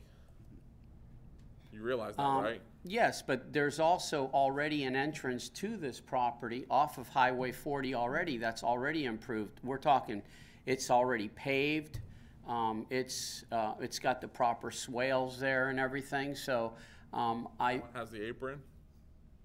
The has an apron on it? Yeah, I believe it does. Yes, it does. I don't know what you would call it. I'm talking about something that looks like this. And it's been there for a very long time. And my wife put it mildly, really what we had there was 2 mobile homes that were used for crack. I mean, I had to personally run people out of there with needles in their arms and stuff like that at one time. And so, you know, we have gotten nothing, literally, but 100% really positive feedback from all the neighbors. They were, again, shocked when we went to go tell them that it wasn't zoned commercial, given that, you know, Lena's is next door. And so, again, given that shock, I just, All right. yeah. I got you the third time. The B1, what can they build any kind of clinic or anything else like that? Yes. Right? Yes, they can have. Everything they need has got to be within that class. Correct. They can do, that would be everything, oh, what did I just do? It would be everything on the left side of the screen here, where it starts with artisan shops and ends at veterinary clinic. Okay. And then there you can do professional offices and such like that, and personal services. And personal services. And if they did go and do commercial here, they would have to, by code, access the property off of that smaller class or lower class road, and they would have to improve it to make it commercial Well, standard. I'm sure they're gonna have to improve that. I was trying to warn them, but it might not work till they go pull a permit. It looks like they have 3 or 4 driveways now, and Right. none of them are improved. So what's the pleasure of the board? Well, with B1 idea, and then if they need a special use permit, we could do it. B2 They won't has need some. a special use permit if we go B1. Right, B1, they won't need it, because veterinary They don't clinic. need B2. Only difference, you're dealing with people instead of dealing with animals, so it's And they pretty can close. So, Sam, just in case, if they do something from a healthcare perspective, whatever it is, they can do that in B1, right, under personal services? Yeah, professional office is listed there. Professional office, okay. Okay, Are you okay with that? With the B1? If we have to settle for something like that, I mean, you know, Not a plan, you're gonna have to something, settle for something. something is better than nothing. I wish that you would reconsider, B2 is. Maybe a it- better time, whenever you want to B2, you need to Well, come back with a plan. How about that? That's a why great you need point. I think B2. if you have something else, or you wanna come back with something, you know, that you can show us exactly what you want, then we may be willing to go to B2, but without that, then all we're doing today is granting you B2 on Or the B1. hopes, or, I'm sorry, right, but if we were to grant you Possibly. B2, tomorrow you can go build whatever you want on there, right? You've not committed to us anything. All you've said is, oh, I want this. I don't think we're willing to do that. What we're Just willing to knowing do- that you drive by my property every day, and then I'd have to run into you again after looking you in the face and lying, you know, that we did something different. Listen, I'm not But worried about that, but plenty of No, we're people. honest, that's all. No, but plenty of people can come in here and say, I want this, and then market, and it's not your fault, but market circumstances change, right? People's finances change on a regular basis. What you have to do today and what you hope and dream of is not what you might have to do next week. We run into those things. So- Plenty of people have that. So I'll make the motion to approve B1 on them, Second. and we'll move from there, see if we So- can get So the that's a vote. small scale amendment, would still have to go to commercial. Right, And then that would allow the B1. okay. Yeah, So both, we'll move the land use to commercial and the zoning to B1. yes, second. So we've got a motion by Commissioners Alex, second by Commissioner Moore. Do we have any further discussion from the board? All in favor? Aye. Any opposed? That motion carries. And that's on all 3 or just 2 parcels? All three. Okay. Thank you so much. Is there 3 or 4? All of There's them. 4 parcels there. 3 on our map here. 2, We see 3, three. 4, and 5. Is There's that correct, sir? It's 1.17 4 and 5 have been acres. combined. 4 and 5 are combined? Yeah, Okay. 1.17 acres. Yes. Okay, thank you. Merry Christmas. Thank three. you very much. Thank you. Thank you. Madam Okay. Chair. And sir, just Can I just ask for you- your awareness, the lady Okay. right behind you is Tracy Straub, our county engineer, and you probably want to make sure that you talk to her and get her card. This way, when you get ready to do access to that you understand all the requirements, because sometimes they can be cumbersome. Thank you very much, Commissioner. Yes, sir. Mr. Mentor? Thank you, Madam Chair. I may have missed this, Madam Chair. Did 14C7 get withdrawn? Is that what withdrawn says? 14C7? I know we're not there yet, but. Okay, because somebody had asked me about that, and I don't know if they're still here or not. But, okay. Okay, we're on 14C6. Okay. Yeah, it's me again. Yes. Kenway Rockwood Grove Services, 181002 SU. It's a request for a special use permit for a real estate office in A1 on 1 acre of property land. The location is on Southwest 80th Avenue, just south of the, on top of the World Holdings where Circle Square Woods recently came through. The request, or the land use is low density residential. The original request was for a land use change and a rezoning. Staff has talked to the applicant about maybe a special use permit. The staff does have concerns about this. It's very similar to a request that was made in 2016, and it was denied then by Planning and Zoning Commission and then withdrawn by the applicant because it did not meet minimum driveway spacings for commercial use, and it's surrounded by large agricultural residential lots, or agricultural and residential lots. And today it's the same issues, except that recently approvals have to the north of it where there will be more access issues or more egresses off of 80th. The site plan requests 10 to 12 parking spaces, and it's the intent is to keep it residential in nature if the special use permit is approved. And the site plan did request moving the driveway to the center of the property where the existing residential driveway is to the far north of the property. So the original concept plan was this, and then the applicant has submitted 2 alternatives. One that put, I want to say, 8 spaces up front along the front of the building with 4 additional spaces along the right of way. And then the second alternative had 3 spaces up front and rest of the parking in the back, where staff has requested that they change the parking to just take those 3 spaces that they had submitted in their alternative 2, rotate them 90 degrees and use the existing driveway to keep a residential look, and put the rest of the parking in the back. We sent this to the applicant, have not heard if they agree or not. And then and that's part of the staff recommendations for approval, along with these conditions. Okay. Thank you. Mr. Roberts? Good afternoon. Fred Roberts, 40 Southeast 11th Avenue. Yep, we got the proposed revised plans this morning, and had a chance to take a look at the client. So just a couple of things as it relates to the conditions really quickly, but I think for the most part they are agreeable as revised. So the conceptual plan as changed shifted the access point to the north. From that perspective, our client is fine with doing that to keep that spacing as wide as possible. The only change to that was on our 2 alternative proposed plans. Previously, it was actually 3 paved spots and then 4 additional impervious paved spots. In some discussion, the Planning and Zoning Commission had recommended a maximum of 12 spots on the property. We would be fine with moving 8 of the spots to the back and only having 4 up front, with 1 of them being a handicap spot. So that is essentially what staff has proposed as to reconfiguring the site, but it would mean only having 4 spots in the front to maintain that residential nature, at least as it looked from the road. Now, a couple of things as it relates to that. One, obviously this is directly adjacent to Circle Square Woods. All of the property to the north is now been approved for a commercial use with no buffer between the 2 properties, by the way. It actually specifically said on the plan, no buffer. And I think that they did concede in the minutes to a type E buffer, which is a 5-foot wide buffer along the south boundary. No objection, obviously.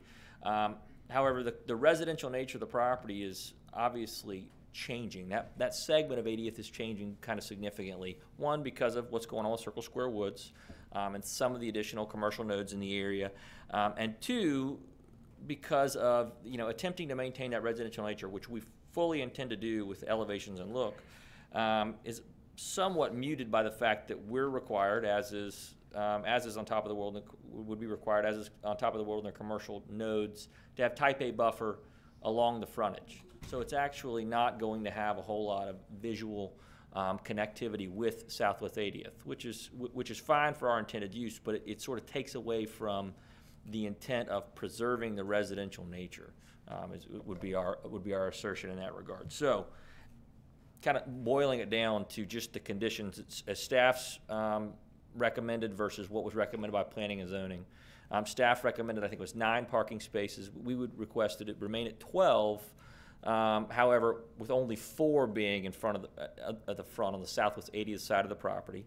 2, agreeing to relocating the driveway to use the current access point as being the point of connectivity with Southwest 80th to keep the maximum spacing of driveways along 80th to the extent possible. 3, buffering. Only one small note on buffering as it relates to the south and east boundaries and the west boundary along 80th. We're fine with staff recommendation of an A, and I believe it was B along the east and south boundary. However, along the north boundary where there was no buffering required to the commercial node to the north of us, we would like that reduced from D to E, which the only distinction being with no wall being 10 feet versus 5 feet. Obviously, buffering is important, especially when you have conflicting uses, but it will be commercial to the north, adjacent to this property. So that we would just want a type E buffer as they're going to propose to do along their south boundary. So it'll be E and E, a combined 10 feet between those 2 properties. So those would be our only 3 revisions to staff recommendations, recommended conditions, and our recommendations sort of fall in line with planning and zoning's recommendation, but also I think sort of start to move towards what staff's attempting to do, especially with alignment and driveway spacing. Thank you, Mr. Roberts. Do we have anyone in the audience who would like to speak on this matter? If so, please come forward. If not, do we have any questions from the board? I don't know, is this a Boyd project? Might have to vote no. Oh. It depends. Well, I mean, let me take a poll. What does everybody think about Mr. Boyd? I'm just kidding. It happens to be Boyd. Mr. Boyd is involved with this project.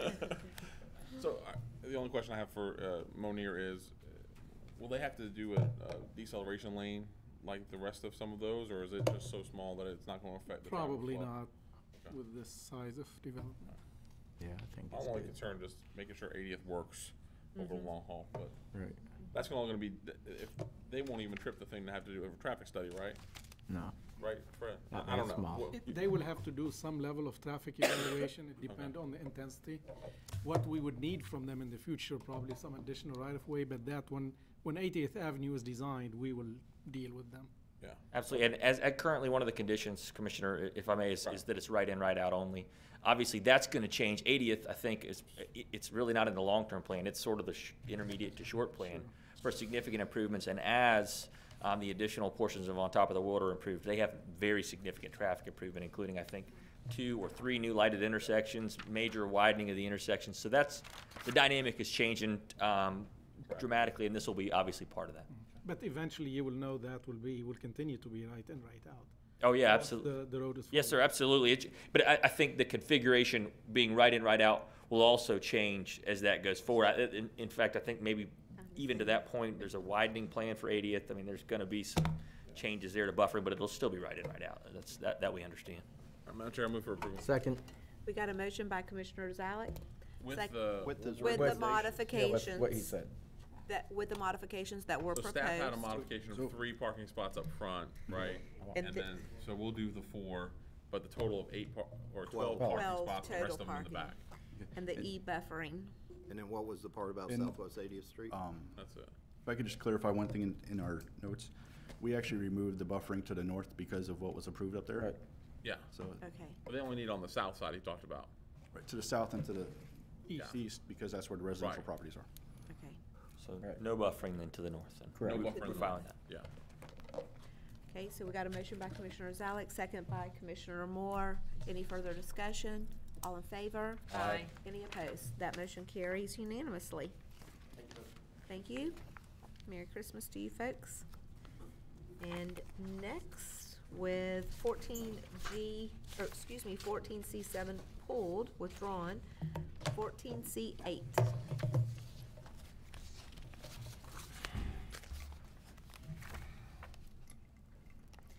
The man with the voice.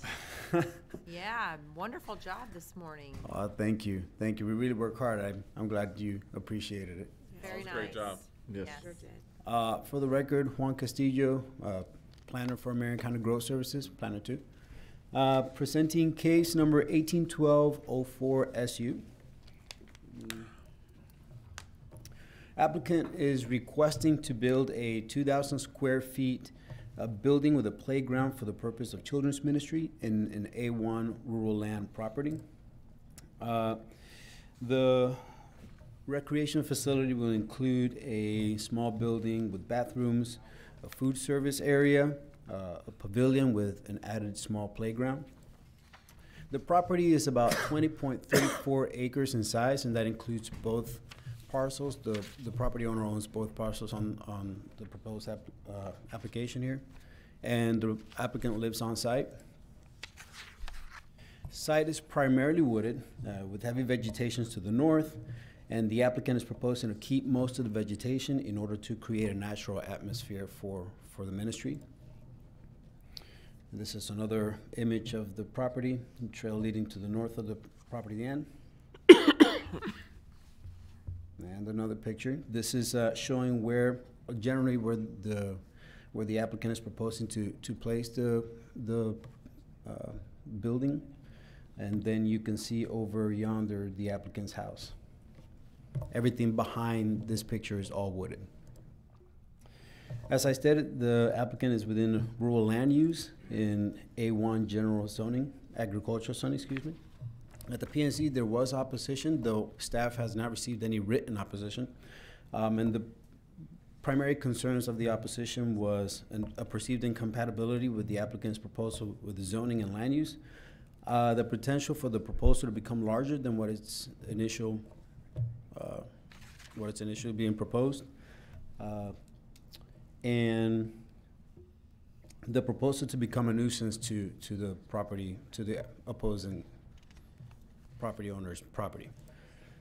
The full list of conditions are in your packet, but some of the conditions include that the applicant will have no development associated with the special use request in the second parcel, therefore creating a buffer between the applicant's, the opponent's property and this application. The existing vegetative buffer shall remain intact. Special use is limited to 20 students, and the owner shall reside on site. All events will conclude by 10 p.m., and there will be no high-intensity uses and no high noises such as the use of rifles or high-intensity lighting, sports utility vehicles, with association for this use, and or loud music. And I'm free for any questions. Do we have any questions from the board? The applicant I see is here with us. If you'll please give your name and address for the record, please. Yes, thank you for considering my proposal. My name is Shannon D. Stepp, and I live at 12705 Southeast Highway 42 in Weirsdale, which is the property I'm proposing to build on. I own two side-by-side 10-acre parcels totaling a total of 20 acres. I'm requesting a special use permit to allow me to host a kids' day camp for no more than 20 children at one time on my beautiful heavily wooded and vegetated property. I appreciate your genuine attention to this project. I'd like you to consider today how many times we have spoken of the good old days when kids still played outside and built forts and admired frogs and majestic trees and fresh air and general beauty. And how many times we have touted the glory of the way kids used to respect authority and each other and nature. And I look forward to offering these opportunities for today's upcoming students in a safe and kind of homey environment. Having been a children and teens pastor since about 1989 and raising 8 amazing children of my own, 2 of which are adopted, this is very close to my heart. I'm a person who has offered my entire life to speaking godly principles and encouragement and general life to upcoming students, and I love what I do. I'm asking for a special use permit to build a small pavilion building with bathrooms and a food prep area to accommodate daytime activities on my own property. allowing options for parents to provide their children opportunities during school hours for continued healthy growth through the days when school's not actually in session. Not only is this just a personal passion that I have and love, but it's also a great service to parents in Marion County that are seeking healthy opportunities and relationships for their children to grow and thrive. So I thank you for considering my proposal. There were concerns posted to my project at the P&Z meeting in November. After the committee has allowed their public comment, I would appreciate the opportunity to respond to those concerns.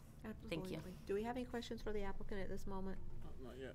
Well, I have one. Sure. Just because I'm looking at the map and just looking at where it's at, why did you pick there? Because it looks like over to the east, there's stuff that's more compatible. I'm just wondering why did you buy that and decide to build there? Where I don't know if you can pull up the one where you can see where it's kind of cleared. My house, if you look at the two properties, my house is about maybe a third way up from the top on the north, on the east side property. I'm right around in there with the house. And there's a cleared area immediately behind me that's still on the east side property. I'd like to keep it all on the east side property just to maintain it as one usage for one side, and I'd like to leave the whole other side as a buffer. It's more that you live there, because, you know. I live there. It looks like houses, we'll have to find out from whatever, but it looks more like houses around there. That's why I'm wondering why you chose this site and not something maybe that might be, because I've done youth work for many years. Yeah. And why you wouldn't pick something that's more conducive to that. You mean as far as where I live? No, why you putting, because I understand you live there, but why are you putting it where you live and not putting where because youth camps are generally put out in the forest. Yeah. Or like, you know, somebody had an old mine and they buy the old mine, they put a youth camp on it because it's got a lake or something. I'm just curious as to why you put it by your house and by your neighbors' houses. I think for me personally, I've always had teenagers and kids in and out of my house all the time. My house for years has been used as ministry, just as where I live. And I just love the opportunity of, if you see where I live, you can see some of the pictures. It's just beautiful, and it's just really peaceful. And like I said, I have kids there all the time, just as part of my regular house. I've still got a couple teenagers at home and a couple elementary age. And honestly, when they have all their friends over, it easily hits 20 kids just hanging out at my house all the time anyway. So offering an opportunity to throw a pavilion up to help make that a little more accessible, I just enjoy that. And honestly, I like the homey atmosphere of it as well, where it is a camp, but it also feels more, a lot of our kids, you know, raising up today are without functional families, and I just love to provide that family atmosphere as well within that camp setting as well. So just kind of joining hands with the two of those together. Okay, thank you. Thank you. I'll open it up to the audience if anyone is here who wishes to speak.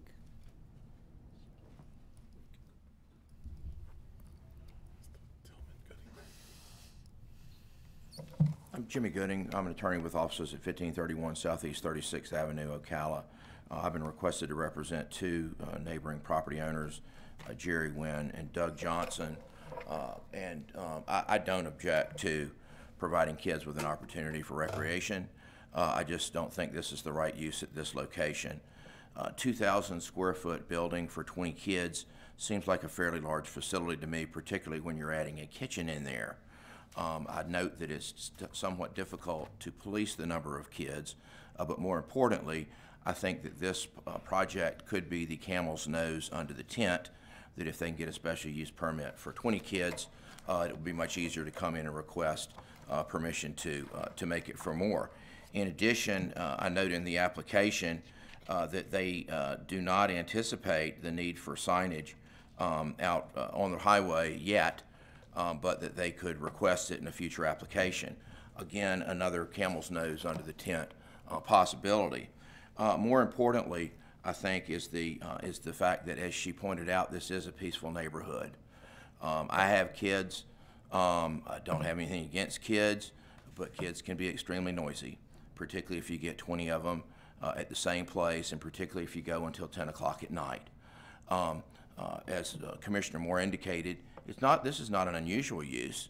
It wouldn't be an unusual use out in a even more rural area. The problem with it in this area, however, is that it is a rural area with significant number of residences around it. The applicant indicated she's moving it farther to the east, which unfortunately is on her property, which is unfortunately near where my clients live. This is her own property. There's commercial property within a mile of this. There's medium and low density residential within half a mile, but unfortunately this location is right in the middle of a number of small residential but rural lots, and we believe that it would interfere with the peaceful nature of the community. We think there's other land available. We think that this is a potential for abuse and certainly could provide an opportunity for an effort to expand the use. So my clients are opposed to this. Thank you. Thank you, Mr. Gooding. Good afternoon, David Tillman. Sorry, I'll use my personal address. This is a personal issue, 12550 Southeast Sunset Harbor Road, Weirsdale, Florida.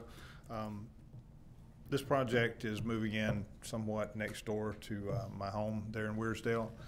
Whenever I bought this piece of property, I did my homework. I looked. I knew that I had rural land use all the way around me. I knew that I had agricultural zoning all the way around me. This is a commercial use being moved into a rural area, an ag zoned area. So we've got rural land use and ag.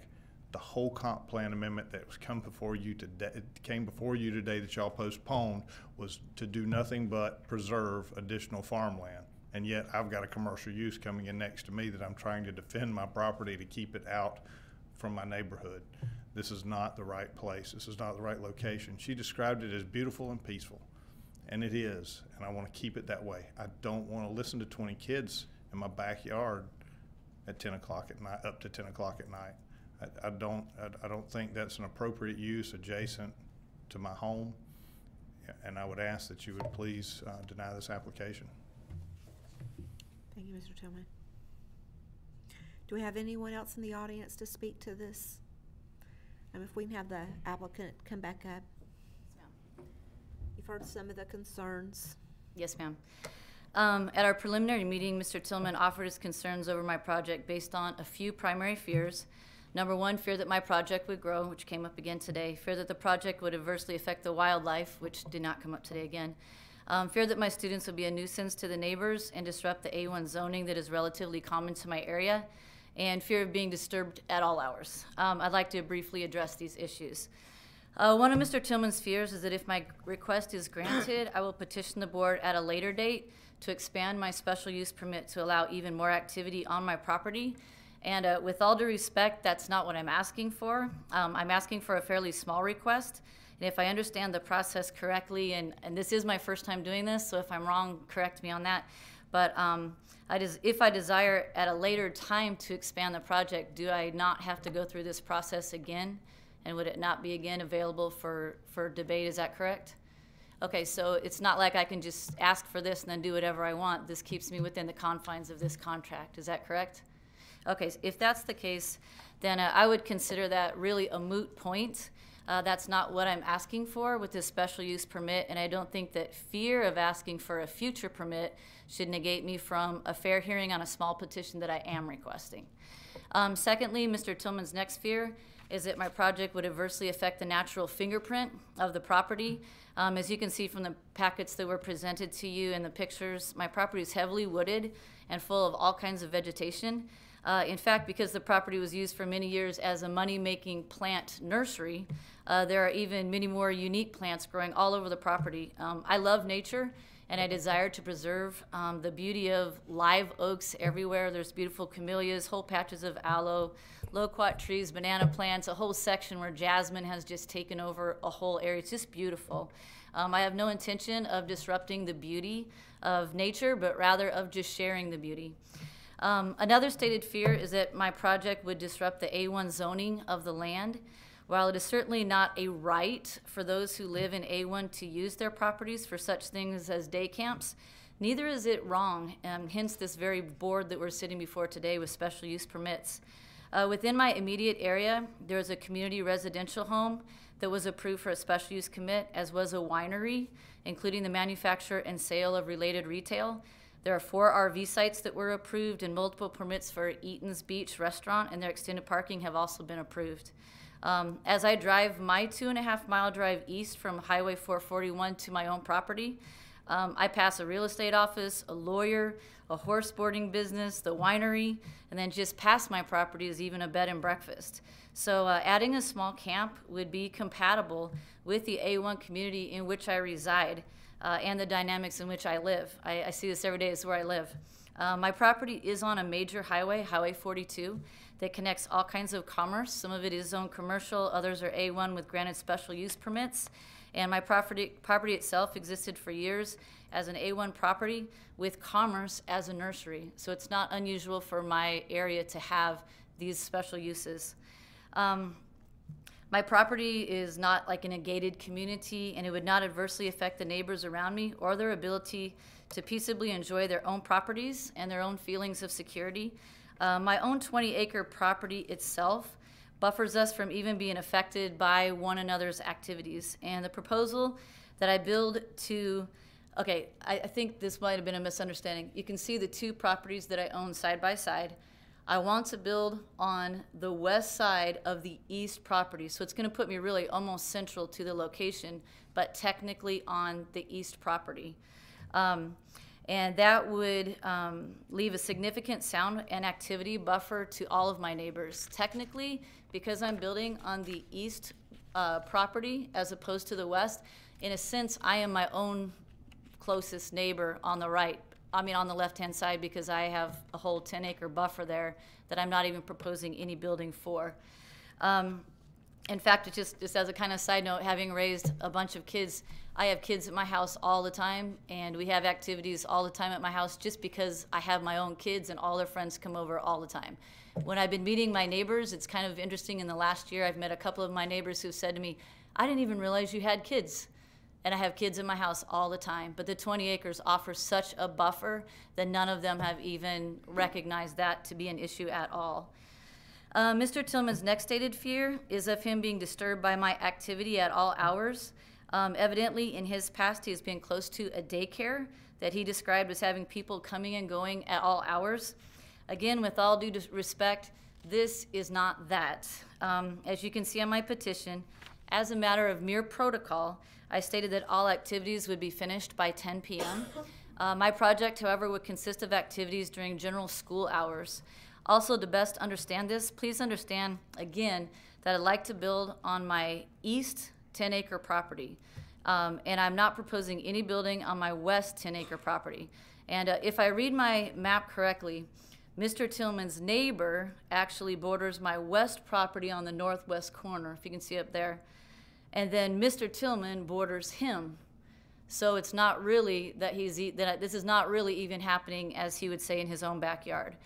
There are approximately 7 acres of heavily wooded area that act as a buffer between my proposed building site and the back end of Mr. Tillman's property. In fact, the entrance to his property is on Sunset Harbor Road to the north of his property. The entrance to my property is on Highway 42 on the south end of my property. Any traffic of parents dropping off or picking up their kids would be very minimal to start with and within the hours of school-related times anyway. And the entrance to my driveway is 2,795 feet away from the entrance to his driveway as the crow flies.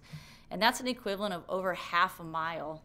I have no concerns that the small amount of traffic that my project would entail would in any way be a true issue for Mr. Tillman or any of my neighbors for that matter.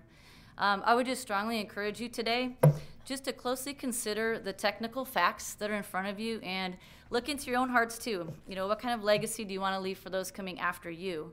I believe that God has placed each of you in a position that you're in for a purpose, and I encourage you to use that authority to advance initiatives that you believe would be best for the community that you've been entrusted to serve. That being said, as a woman of faith, I also strongly believe in the verse in Proverbs 19:21 that says, "Many are the plans in a person's heart, but it is the Lord's purpose that prevails." And if you accept my proposal, I will continue to move forward with the plans in my heart for a small day camp on my own property for my kiddos. If you deny my proposal, I am at peace with that too. A man plans his course, but the Lord directs his steps. And he will certainly continue to direct mine, regardless of whether it is through a small day camp or through another direction. So I trust him and I trust you to lead with good and fair diligence and judgment, and I will be content with whichever way you decide, knowing that ultimately I am his. So, thank you. Ms. Stepp, before you step away from the podium, I think there may be some questions from the board. So, Well, I just have a comment, but, you know. well, I think there's, I have a question. I have yeah. some questions. Go Okay, ahead. go ahead. How many, so you're saying 20 children, teenagers, or what age group? I would say that my initial thought would be probably upper elementary, 4th to 6th grade, maybe 8th grade is what I enjoy the most. I'm not looking for the little ones. I really enjoy that elementary age. It's kind of within the age of where my own kids are at, so it's compatible So with that. what's the drop-off gonna be? How is that gonna be handled? Because I see that's dirt coming in there, so you're potentially got 20 parents coming in, picking them up, and I didn't really understand what you say up till 10 o'clock at night. Why would you need? Yeah, just as a matter of protocol, I know that there's a curfew of some kind for 10 p.m., so I wrote 10 p.m., but really my goal for this is a day camp, so it would be within the hours of like maybe 7:30 pickup to like 4:30. It's really looking for school hour options for parents. For example, if they have their kids in, school during the school year, what do they do with them during the summer when they work? I'm looking for options for that. Or during, like Christmas break. For parents who are working, that's a very real concern. And it's something that I love to do. Like I said, my own kids are already in that age group. I'm already at home with my own kids. I would love to make that accessible to other parents. I'm just saying, that's a hard traffic road. 42 is harder than Sunset Harbor, and I don't want to be the bad person on here at Christmas, but this is, I've got a couple teenage daughters, and I have 4 acres, and I feel sorry for my neighbors because they're loud. So, but if anybody else had any comments. Commissioner Bryant, you had some questions? No, I mean, I just was curious about the time. You said that you had set it at 10 o'clock, just, I think, as an arbitrary. Yeah, just as a general protocol, in case something goes late, but that is not my intention. My intention is school hours. And so therefore, I guess my question is, would you modify your time frames? Like to do like 6 o'clock or something like that, just to cover base. I'm fine with that. Yeah, that is not a problem to me if that needs to be one of our contingencies. That's okay. Go ahead. I said that's almost impossible to do when you're taking care of children, to keep it, because, parents are late, mostly working. I just know from trying to do it. I think that most of like my children were in private school, and I know for most of them the pickup time is usually at like 2:30 to 3 o'clock. However, they usually offer extended care programs for up to 4:30 or 5. So I think that that's pretty standard within that particular realm. So I don't know. That would be my intention as well. So currently today you've got approximately 20 children already. So you're anticipating an additional 20 children? No, I have kids at my house all the time just by nature of my kids having friends. And they're at my house all the time. And like I said, we have Nerf wars and we have all kinds of games we play and stuff, and just have fun with them and give them good outdoor time. And that's not even based on this. This is wanting to say, if this is what I'm doing anyway, and this is what my kids, they're in that age group, I love it. The parents love the kids coming over to my house. I've never had any issues.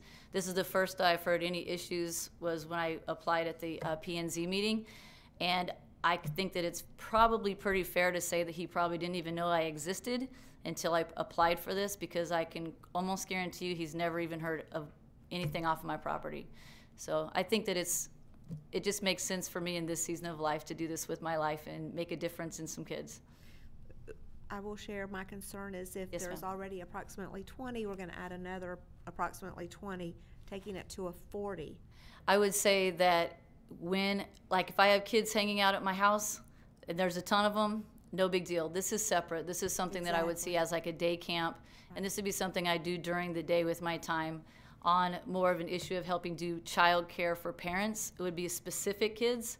as opposed to just my kids as friends hanging out. But it makes sense to me with the age I have of my own kids. Do you have any certification in childcare? Technically, I am certified as an English school teacher, is what my technical education is in.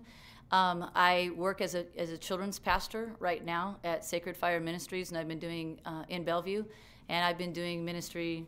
I've been doing ministry for like since I've been about 14 years old. But as a profession, I've done this since 1992 professionally as well. So will you need to be certified to open childcare on your property? I can do up to 10 kids without any technical certification, just going through some pretty minimal classes. Marion County doesn't require a license for that. To go beyond that, yes, I will need to have certification, which will take me time to do. But I don't want to pursue that until I know that I have the opportunity to do it first. Gotcha. Thank you. Well, Commissioner Moore. I don't have a question. I just have comment. Looking at the map, you know, it's a great thing because we had a different group called Saving Mercy come before us. We all were on board. I've personally donated to Saving Mercy, but it was a great idea in the wrong location, and that's what's going through my mind right now is this is a great idea. This is just not the right location because looking at the map, in my way of looking at it, it's not compatible with surrounding uses. So I cannot support doing this, but I love your idea, and I was youth pastor for 4 years. I'm now a senior pastor at another church, and it's like, so I love your idea. It's just I don't think this is a good spot for it. But take that idea. I would encourage you to take it and put it in a better location, and we would be behind it 100%. But just based on what I see, I'm going to have to make a motion to deny because I don't think it's compatible with that area. But I love the idea. So don't get me wrong. I love the idea. I think you're on the right track. It's just not the right spot. I'll second. I've got a motion by Commissioner Moore to deny and second by Commissioner Gold. Do we have any further discussion? I'll add the same thing. I'm a homeschool dad too, and yeah, so it's kind of tears me up, you know. But unfortunately, I have to agree. I don't think it's the right spot. Okay. And I will just say that your heart's definitely in the right place. In the right place. My house was the house that all the kids hung out at when my As kids is were mine. growing up. So I get that, and I loved every minute of it. And I will encourage you, even though you're not gonna do this here, enjoy what you're able to provide for those that are at your home, because in 20 years you'll run into them, and they will tell you what an impact that you made on their lives. Absolutely. That has been my joy already from my past history, and I love that part. And that will continue regardless, you know, that this is the day camp, but like I said, I believe that a man plans his course and the Lord directs his steps. And I will absolutely have tons of teenagers and kids at my house, period, anyway, because I live there. And I appreciate that. And I get that joy of reward. I'll call the vote. All in favor to deny? Aye. Aye. Any opposed? That motion does carry unanimously. Yes, ma'am. Thank you. And thank you. Our last item to come before us today for an individual consideration is his compassion. Sam? Yes, ma'am. Sam Artsoff again, Growth Services Director. This is, I believe, the final item. Isn't it? This is a request for a special use permit for residential rehabilitation for His Compassion Church in what is what we always call the Land Fair Plaza. It's at the entrance to the Land Fair subdivision on North Jacksonville Road. This is B2 property, the plaza is. I believe the church has been in there about 2 years, and they had extended their outreach and their mission to include this residential rehabilitation. It came to code enforcement's attention, I believe, during a period when they had some RVs that they were using for the residents' guests to stay in when they were visiting them, and when we found that they had expanded their ministry, we told them they needed a special use permit. They complied with code enforcement. They removed the mobile homes, or the RVs, I'm sorry, and they did immediately apply for the special use permit that you see today. We sent notice to 10 property owners with 4 in opposition for 40%. The Planning and Zoning Commission recommended denial on a 4-to-1 vote. Okay, do we have the applicant with us today?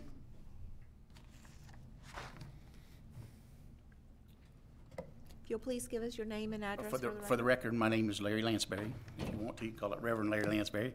I am the president and CEO of His Compassion, Inc.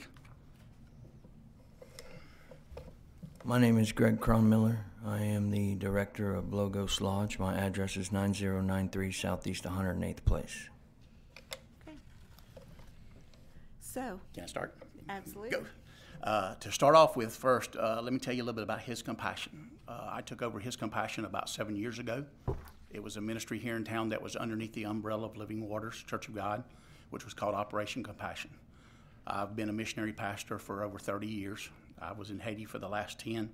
During the earthquake, I fell 30 feet and hit the concrete.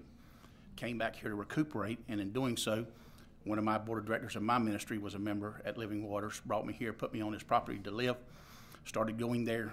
Pastor came to me, said, I have this food ministry. We are going to close it up. This is your expertise. Would you like to run with it? I did, just not knowing what I was going to do. In the course of that, being a pastor 23 years, also I'm a 32-year recovering addict myself. During the time of my pastorate, I've had over 100 men that have slept in my personal garage or my church that I have personally dealt with. I have a master's degree in pastoral counseling. I have a master's degree in addictive counseling, and I have a master's degree in traumatic counseling. Therefore, when I got to this church, I met a man named Jerry Steele. Many of you know him. He used to own Jerry's Pawn Shop here. This is his grandson. This is a local boy. A local granddad was an alcoholic. That's how I met him. Jerry and I became friends. He then brought his grandson to me and said, Larry, he's yours. Can't do nothing else with him. His wife is throwing him out. His kids don't want him. His family doesn't want him. I'm just telling you the truth. I said, well, Jerry, I really don't do this anymore. I didn't plan on doing this. And so then I took Greg under my wing. Felt like we didn't have the resources here, so I sent him to Dunklin Memorial Camp in Okeechobee, Florida, which is one of the best 52 years recommending running treatment centers in the country.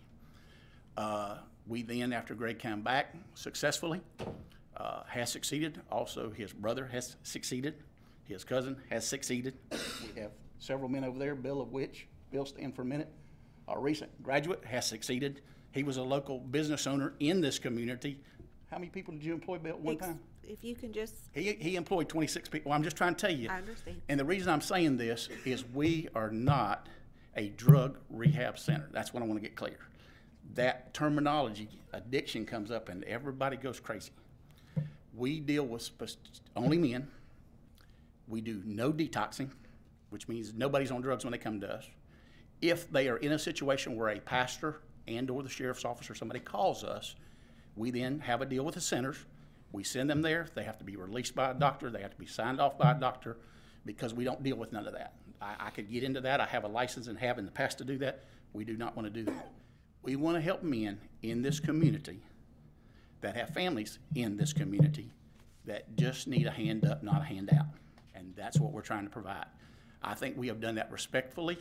As Sam said, as one of the staff members said, I apologize. I'm not going to throw him under the bus. Greg made a mistake. He got all excited. Somebody offered him some motorhomes. We now have a lot of family members. Therefore, we needed a place for the wife to stay when she wanted to come over the weekend. Does us no good to help a man if we don't help his wife and his family.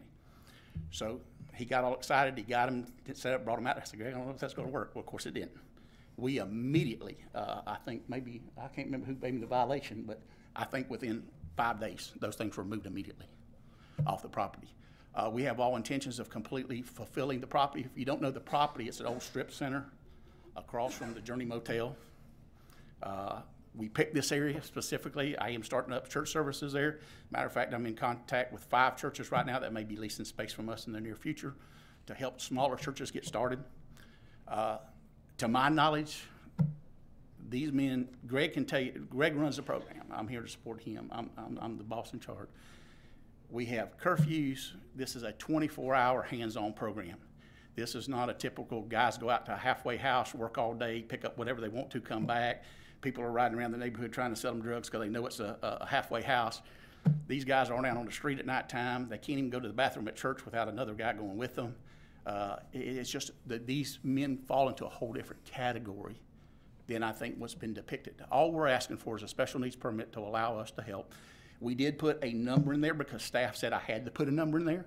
I don't think we've had over 8 guys since we started. That is not our intent. We're not here to save the world. We're here to save the few handful that we know we can help and put all our efforts into that. But staff said I had to put a number, and I think, was it 24? Do you know? 24 is. I don't want to lie to you. 24 is what is Okay, in the package. and that was just arbitrarily Max. picked out of because of, I mean, we got 23,000 square feet. We're using very little of that square footage. I will tell you, we have a food pantry that's starting to work out there, which did in the church before. I heard about the medical clinic. I started to get up and solve your problem before. I have a free medical clinic that wants to come in there and do free medical care for the community, free dental clinic that wants to do free dental medical for the community. Then we're going to start having church services with over 3 or 4 churches in that same building. We are here strictly saying, tell us what to do. We're not here to argue. I'm like the last ladies. God's got me. Trust me, I've been all over the world. God's got us. But we're local. We want to help local. We got to be local. You find us a place to go, and we've already agreed to start. We've already started raising money. We don't want to upset the neighborhood or nobody. We felt like, due to the area it was in, it was the most conducive to anything we could find. We've been out looking at properties. If you could tell us a house to go buy tomorrow for $150,000 that would be conducive to what we want to do, we'll make a bid on it immediately. We're going to do this, but tell us where to go to do this. I think we're in a good location. If something happens and we aren't granted this, I would respectfully hope you give us a few days to do something. I know we've had a little bit of time here, but I'm moving about 8 people immediately. The bad thing is all of these guys live in this community. Their wives are here. Their wives come every weekend. People are concerned about their kids. Garrett, which is one of the gentlemen there, his wife and kids come to Bible study every Wednesday night, come on Sundays, stay in what was going to be my office. I gave up my office, put beds in there, so a wife and kids can come and stay there, be separate from the guys totally, but be on the property so they could learn, get to see their parent. You know, our job is to put families back together and help guys be productive in life. I could have filled this room up with people today. I don't know if David still remembers Diane Coleman. She's on my staff also. We paid for 1,136 days of motel last year, to give you an idea. I fed 10,240 people last year. I feed 4,200 people every single month. Today, we fed 264 families before I came here. All we're here is to help this community do ministry. We're not here to hurt anybody, but these guys deserve a chance. Their families deserve a chance. I'm standing proof of that. Jerry was going to be here. He's a big-time business owner in this community. He's been through this. We're here to make a difference in our community and not to hinder our community. Thank you very much, Mr. Lansbury. Yes, Mr. Miller. This program is 8 to 10 months long. They're in-house with us. They go to sleep with us. They eat with us. They go to work with us throughout the day. What the program is they wake up at 6 o'clock in the morning. They eat breakfast at 6:30. They're doing a quiet time by 7:30. They're doing duties between that 6:30 and 7:30, cleaning up around the house, whatever it is they got to do, mopping floors, all that stuff. At 7:30, they go to a quiet time until 8 o'clock in the morning. From 8 o'clock till 10 o'clock, they are in class with us, teaching them about their addiction, about Christian morals. There's 5 phases to the program. It's induction, orientation, region, inner healing, and discipleship. After class, we go out and we help in the community. We have over 35 lawn accounts that we mow for right now. More than half of them are free accounts. They're widows. They're things that we take care of and we bless. I have pictures on my phone right now that I can show y'all right now of us where we haven't even been here in Ocala since this has started. We have been up in Mexico Beach. We've been up in Mariana, Bonifay. We've been up there taking all the equipment we have up there and blessing people and working just sheerly off a donation up there, helping people to clear their properties and do the things that they do. We do more than just get these guys off of drugs and alcohol. On the weekends, whenever their families come out, we have this phase in the program. It's called family development. We don't just work with the husbands. We work with the wives, the husbands, the whole 9 yards. So we don't just stick them out when they graduate either. We don't just say, okay, you're graduated, you're fixed, and you go back. No, we don't do that. There's SLT, which is where they can stay on and learn to teach, learn to do the program standpoint. There is it's where they teach and learn how to run job sites. There's also a page where stage 2, where we help them get a car, we help them get an apartment, and help them start off with something new. Not the same thing that walked in, but something new. That we bless them and get them acclimated back into the community. We don't just leave them out there. And then there's staff training after SLT, and then staff if they want to stay.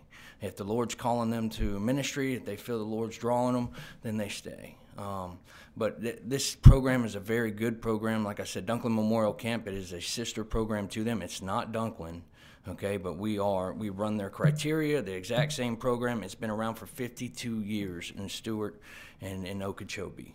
They have a jail program there that's running strong right now.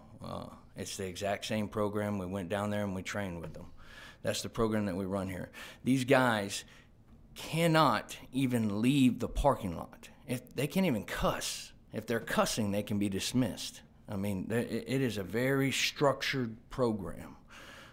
It's very structured. Accountability is bred. When a guy gets here for 2 weeks, he has a big brother system. He can't even leave his side for 2 weeks. That's how structured this program is, just to get them to the point. So, I mean, other than that, if y'all have any more questions about the program, I can tell you anything you need to know, right? We very well may.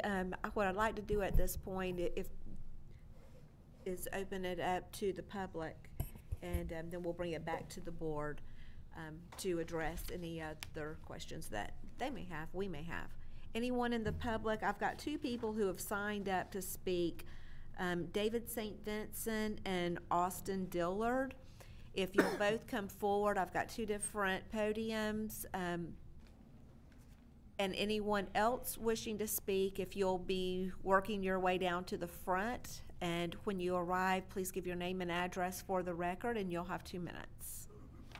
So, are you Mr. Vincent? I'm Vincent? St. Vincent, David St. Vincent. My address is 1716 Magnolia Avenue in the Villages. I am a volunteer counselor at the Logos Lodge. I've been there for approximately a year now. I've spent several years working with this clientele. I've been a volunteer to go into the Marion County Jail and deal with inmates, bringing church and counseling services to inmates for about 7 years now. I can attest to the program. This is one of the finest programs I've ever witnessed, and I've seen many, many programs in my experience over the past several years and worked with several programs, and this is probably the finest program I've ever witnessed, the finest program I've ever worked with, and I hope to continue to work with them for several years in the future. The guys that come into the program need the program, no doubt about that. The controls and the processes that we use are the finest processes you could put in any kind of a program like this. We monitor them very, very closely. And when you see a man graduate from a program like this after 10 months, it gives you hope. Excuse me. It gives you hope that there's somebody out there that can help these guys. And there's a lot of guys out there that need help. Believe me, I see them every week in the Marion County Jail. And I have a lineup of guys coming to me every time I go in there of people who want information about this program and how to get into this program. There's a lot of desperation out there. We need 20 of these programs in Marion County, not just this one. I hope to build a facility someday to come before this board with a building proposal to add 60 to 70 residents in a building. So one day I hope to do that, but we need this program. We need many more like it. Thank you very much for hearing me. Thank you, Mr. St. Vincent. Yes, sir. My name's Austin Dillard, 2000 Northeast 78th Street, Ocala, Florida, 34479. I just wanted to share a little bit about what it's done with me. I came into the program and my mama was done with me, my father was done with me. I had a son who didn't have a father, but today they travel over 250 miles to come see me, and my son is very excited to be with his father every weekend, and I just wanted to share that. God bless y'all. Thank you, Mr. Dillard. My name's Brenton Blackwell. I live at 1890 Northeast 79th Street, Ocala, Florida. Bought my house 9 months ago. Had I known this was illegally operating there, I would not have paid anything for the house. My other 2 neighbors have also just purchased their houses. Again, the only reason we're here is because these people got caught. Might be a good idea, wrong location. I have 2 children, 12 and 15, both little girls. There's a bus stop at this, right in front of this place, 15 kids get on this bus every day. They should not have to get on the bus in front of a drug rehab, or if you want to say residential rehab, whatever. We know they're on drugs. We know they're on alcohol. We know they're trying to be rehabbed. You can put any name on it you want. These kids should not have to get on the bus in front of this place. Yes, they said they'll build a little shelter house. That's all good and well. It still doesn't change the fact you've got a school bus stop there of half of a bus of kids getting on and off every day in front of a rehab facility with rehab people inside, outside, whatever. You know, they want to write me a check for my house and, you know, pay for my house that I just paid for, my life savings, I work to pay for kids, to feed my kids. I don't feed the whole the whole community. I'm a working person trying to support my children in a very nice, loving environment. I would not have paid anything for the house had I known this was illegally operating across the street and has continued to do so. I mean, if I drove down the interstate and got stopped for doing 90 miles an hour, the cop wouldn't look at me and say, "Oh, you can go ahead and keep on doing that while we see if we can't change the laws for you." That doesn't work. It doesn't make sense. And if you guys have kids, if you've ever bought a house, which I'm sure all of you have done all this, you would not want this across the street from your children growing up. And I know I speak for all my neighbors and everyone else in the community. Thank you, Mr. Thank you. Blackwell. Do we have someone else? Good afternoon. My name's Phil Hensley. I live at 7767 Northeast 20th Court, Ocala, Florida. That's within 300 foot of said facility. Between my family and I, we have 4 or 5 houses and businesses within 300 foot of there. Now, I asked you today to deny their request for several different reasons. First of all is safety and security. Second is discomfort and unease. And thirdly would be like for commerce. Now, my wife and I, we're sitting in our house. There's a car at the stop sign for an hour in the dark on the phone. It's an angry girlfriend. She's doing donuts, hollering. The first thing these people did, they had the street lights cut off. The place is dark. You can't see. They had the dumpster removed. That's fine until we have to smell the garbage, and we do. We smell their garbage. They've all kinds of shady people come and going. It's not safe. We're not comfortable in our own homes anymore. 7, 8 o'clock in the morning, they've got a bucket truck in the parking lot sanding it down and painting it with air compressors. There's environmental laws against that. You're not allowed to do that. The parking lot was full of trailers, trucks, all kinds of equipment and tools, campers. They want to have the family come and stay in campers. That's taking business from my family business across the street. It's costing us revenue. People are uncomfortable there. They don't want to stay there. They don't want to come and rent a room there. It just doesn't make any sense. This says low density population. I don't think so. Landfair is, there's 200 two-family duplexes with like 200 kids that get on that bus stop there, and just, I see them there, you know, in the morning, in the afternoon. Just doesn't make any sense. They come into our community. We've been there for going on 40 years now. I've lived at my current residence for 10 years. It's okay, but it's just extremely inappropriate. I'm uncomfortable and I'm displeased. Thank you, Mr. Thank Henley. you. Madam Chair, I have a question for. Sure. Mr. Henley? Yeah, Mr. Henley. So you said your family business, do you own the Journey's Inn Motel? My grandmother, she's 85 years old. She lives next door to me. She lives alone. She has a gun. She doesn't feel comfortable. She doesn't feel safe. My question is, you referenced what I thought was the Journey's Inn Motel. Do you own the Journey's Inn Motel? Ma'am, I'm third generation management. My grandmother owns that business. We bought in the early 80s. They come into the community. They have zero consideration. So the answer is yes. Yes. It is a family-owned business. And we pay a lot of taxes. Just the other day, I paid $10,000 in property taxes. I was just curious if you owned it, if that's what you were referencing. I'm very familiar with the area. I grew up out there. Thank you. Okay. Thank you. That's all I wanted to know. I'm sorry if I'm a little upset. Understood. I'm upset. I was trying to figure out what you were saying they were taking revenue from. Yeah. So. Yeah, my renters there they don't feel comfortable. And are you said your renters, are you a, what's your business model there now? It's extended stay. That are people in between housing. I was thinking it would take revenue from us, but hey, if they're busting them in from the centers in jail, we don't want that to begin with. That'll make everybody uncomfortable. So extended stay, are you doing weekly rentals? Weekly and monthly. Okay, yes. Thank you. Thank you. You're welcome. One more thing, please. I believe there were more letters than 4 out of 10. I sent 4 in myself from different addresses, and I looked online last night. I know there's at least 6 or 7. Thank you. Thank you. You're welcome. Do we have someone else from the audience who would like to speak? Yes, ma'am. Name and address for the record, please. You what? If you'll give your name and address for the Okay, record. that's my son. I'm Philip R. Hensley. I live at 7710 Northeast Jacksonville Road. Thank you, Mr. Hensley. I believe these gentlemen got a good program, okay? I think they mean well.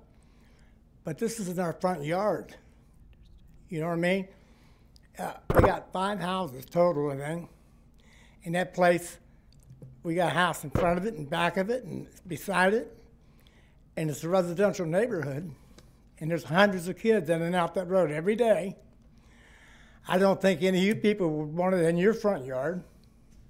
It's either a halfway house or a re-entry center. I'm not sure. I'm not even sure what they're really calling it. So anyways, it just, You're against it. It's just in the wrong location. Yes, sir. Thank you. Yes, sir.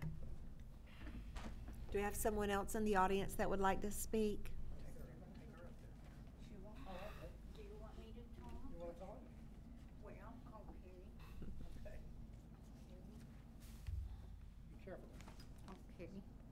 If you'll just give your name and address for the record, ma'am. I'm Jane Johnson, and I'm the owner of the Journeys Inn Motel, and I'm a homeowner at Land Fair, plus 2 other homes there, and I just don't think that this would be fair for this to happen in our neighborhood. I don't think it'll be safe for our tenants, our children. There's a lot of children there.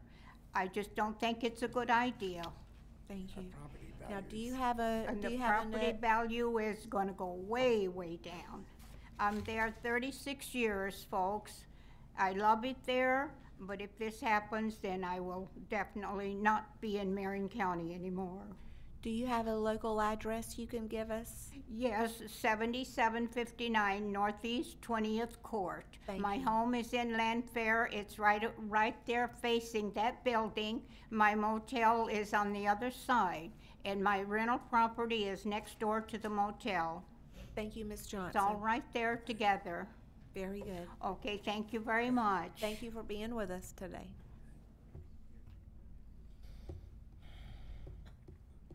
Hi, thank you for opportunity to give me. My English is so bad, but please listen to me. My name is Katsuko Hensley, K-A-T-S-U-K-O-H-E-N-S-L-E-Y. I live 7767 Northeast 20th Court, Ocala, Florida.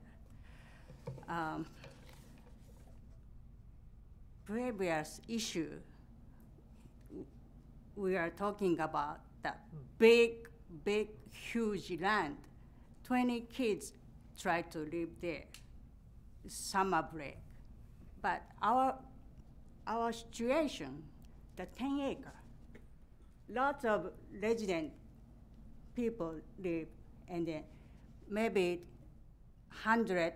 between 100 and 200 kids live there, and the school bus stop. They try to leave 24 adults released from jail. I'm concerned about that. That it's not safe. That I have to check kids. I don't have any kids, but the neighbors' kids. I'm thinking about neighbors' kids concerned.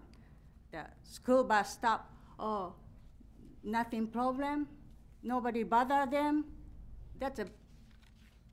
do we have to do like that regular situation? If they build and they put the 24 people released from jail, and then people visit them weekend or I don't know how many days, couple of family member, each person has a couple of family member, maybe 100 people come, 100, sorry.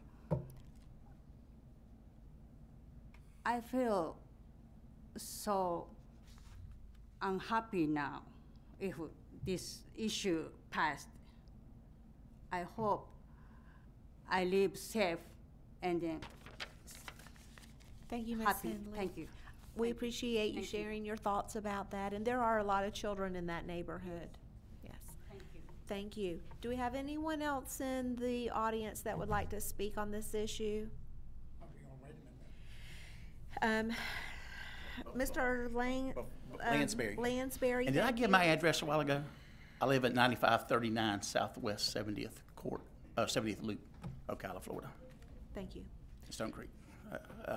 Just to make you aware, one, there is no one with children here today complaining. We have never had a complaint with anybody with a child except for us complaining. There is a gentleman that did He speak has children. He's earlier. complaining because he has children, Mr. but he had that. Blackwell. Doesn't have a Two complaint girls. with what has happened with children. Like I said, I had 4 children. They live in my house. The other thing was that I wanted to state also, if you look at the property, we own also a large empty piece of property that's with it also. We did offer at one time, before this ever happened, way back when, because we felt like we didn't want the children standing up right next to the building getting on the bus, which is private property. But when it rains, we don't want them to stand in the rain, so they got to stand underneath the building to get out of the rain. I said, we'll build a pavilion. We'll put concrete down. We'll put in a beautiful pavilion. We'll put benches out there, whatever we need to do for the bus stop. Then they wouldn't even be within 100, 200 feet of the building. The reason they come up there now is because they have to stand there to get out of the weather. We got a parking lot that 100 cars could park in. Where exactly does the bus stop? The bus actually pulls in our parking lot and turns around because it's the most economical, easiest thing to do. So is that the parking lot where you're hovering right now? Yes, where he's hovering right now. That's the There's parking 2 entrances to that parking lot, so the bus usually pulls in one side and goes out the other side. Okay. However, when you got kids that get there, in the past, the previous pastor before me even used to go out and give donuts and drinks to the kids in the morning. Okay, we haven't done that because I didn't want any connection between the guys and the kids. Correct. But there's been no conversation, no anything between any kids and any of the guys. So have you given? So we've offered. I'm just saying. I'm that we've offered to build a bus stop. Let me just ask you though. You've given permission for the school bus stop to stop there. No, ma'am. Okay, it just happens. It just happens. Well, so we weren't going to come and complain. I'm just wondering. No, and we weren't going to complain. This is the best place to turn around. You got a whole parking lot with a few cars in it to turn around. I admit, when we got the trailers there, and we had some storms going into Panhandle, and our guys were paid some money to fix some equipment for some guys that were going to work for FEMA. We had the expertise. We had some diesel mechanics at the time, so we did it to help some businesses in town get their equipment ready to go work. That's why the equipment was there. It's nothing that stays there. Our equipment is parked inside most of the time. We have closed-in trailers for outside. The lights going out, that has come and gone. We've worked with that. Trust me, we've fixed and fixed and fixed and fixed it. We didn't turn the lights out. That would be stupid. We want the place lit up. We don't want the place unlit. We have lights underneath the vestibule, which, like I say, it's 23,000 square feet. I want to say there's 13 single-door businesses there, or what should have been a grocery store plus probably a pharmacy or something. It's a huge facility. So you mentioned that We have security cameras on the property. even today you fed 264 people. Not out of that property. That was my question. Our ministry, not out of that Okay. property. No, ma'am. So the only thing that happens on that property Is church services and the guys staying there. And our classroom, that's where our classroom is and all. Okay. Do we have any other questions? Commissioner Gold, did you have something earlier? No. Anyone else on the board?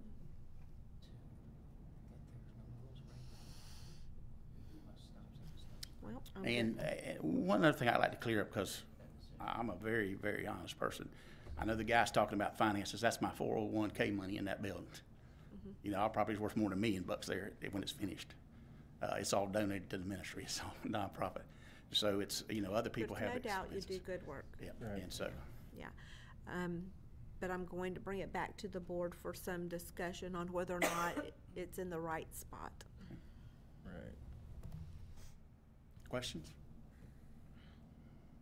I have to say it's a great ministry you're doing, but like you mentioned, the spot, the location, because like Saving Mercy, which I used before, great ministry, great thing, and they found a spot where they were the right spot, and they finally got there. And personally, you know, I went out there. Clerk Elsterman was actually at one of their fundraisers, and we've supported them, you know. But I would say the church services, no problem, but some of this you might want to move it to some place where it meets the surrounding area, because with the neighbors having genuine concerns, it's because in real estate it's perception.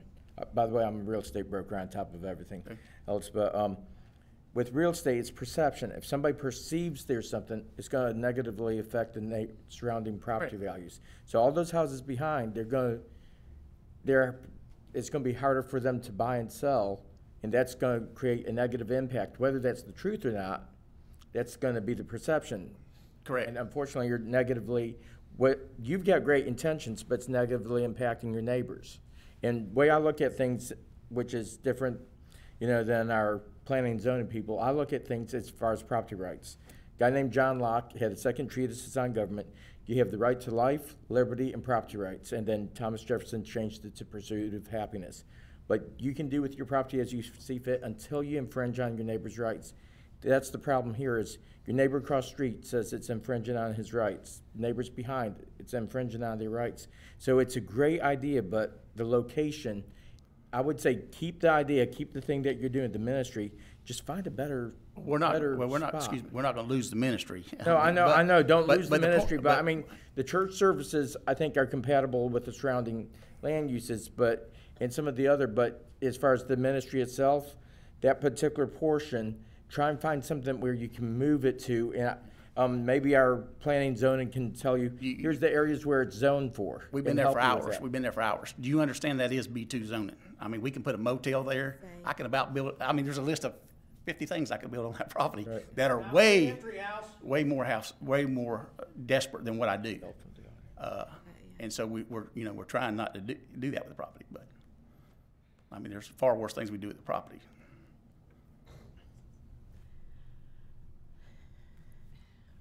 Board, I will say that our staff is making some conditions, approval with conditions is their recommendation. I'm sure you've had a chance to look at that. Excuse me, Madam Chairman, and before you do that, we agreed to every condition that the staff made. We have talked with staff several times. Whatever they made, we would do. And the people that you do bring into your facility do not have any sort of, they're not currently on anything. They have not been arrested or have any sexual offenses in their history. And we don't even take real violent charges either. If they have a history of violent charges, like a repeated history, we will not accept them either. So no, it says Sexual cannot offenders, no have violent sexual or violent crimes. criminal history. That's in our So bylaws. is that felonies? I don't know that it includes felonies. It You get doesn't felonies include, for some yeah, very you crazy get, things. you get felonies for drug addicts and all that. That's why we put the stipulation on the sex offenders and the real violent offenders. Because, I mean, drug charges, you can get a felony drug charge today for having a pound of marijuana in your car. You know what I mean? I mean, it all depends. We pray over every single person we come in. And not only that, they have to, number one, pass a phone interview process. All right, which is 4 to 5 days long. You know, for an addict, if they're calling you 4 to 5 days in a row, they want help. You know what I'm saying? They Right. want help. And there's no denying that you're doing a good thing. The question is, you know, the impact of your surrounding neighbors. Yes, well, you know. yeah. The other thing is, too, I'd like to say is the question we made about centers. The reason I brought centers up, we make sure that they go there to be cleared, because we're not the doctors, we're not physicians. We want to make sure there's nothing in their system. They're not lying to us. We make them pay for the drug test and all that kind of stuff that they do. And that's what the centers thing came in. The Gotcha. thing about the jail coming in is sometimes we will get somebody that will call us and say, hey, this guy really deserves a chance. We really looked over a situation and he really needs some help. Yeah, 9 times out of 10 when that happens, we talk to Judge Cochran, which is one of the main guys over at the Marion County Jail. I'm in very close contact with him, and he talks to me and says, listen, Greg, this is a guy I think you should invest in. This is a guy that will help you or not. So we don't just take, you know what I mean? Not that everybody doesn't deserve a chance, but we're here to let those that want to succeed, succeed. Commissioners? Yes. Okay, so I'm sitting here listening intently, and, you know,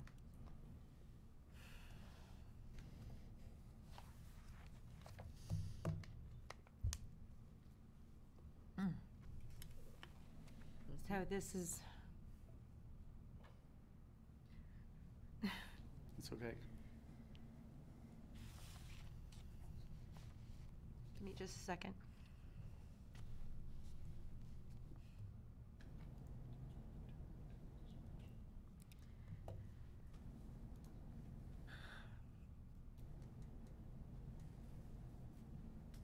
So I believe you're doing really good work. And you're probably helping some people and reaching the ones that you can reach. What I'd like to see, or what I'd like to ask of you, I want to see your program continue. But I can understand the people in the neighborhood having the concerns that they have. So what my suggestion is going to be is that, you know, you limit the number of people that you have, and that we give you a time limit to remain in that place, doing what you're doing, and that you find another location to where you can possibly expand your program. That's what about the next thing. Help us. Many of the staff got to know me over the years. And when I say that time frame, it's going to be a limited amount of time. I would say no more than 6 months. Understand. And then in 6 months, you're out of there, and that you stay. You say that you never really have any more than 8 people there at a time. We haven't. You haven't. So you stay limited to the 8 over the course of the next 6 months, and in the next 6 months, you find another location, and I'm hoping that you can expand what you're doing. Yes. Because as a family member who has lost someone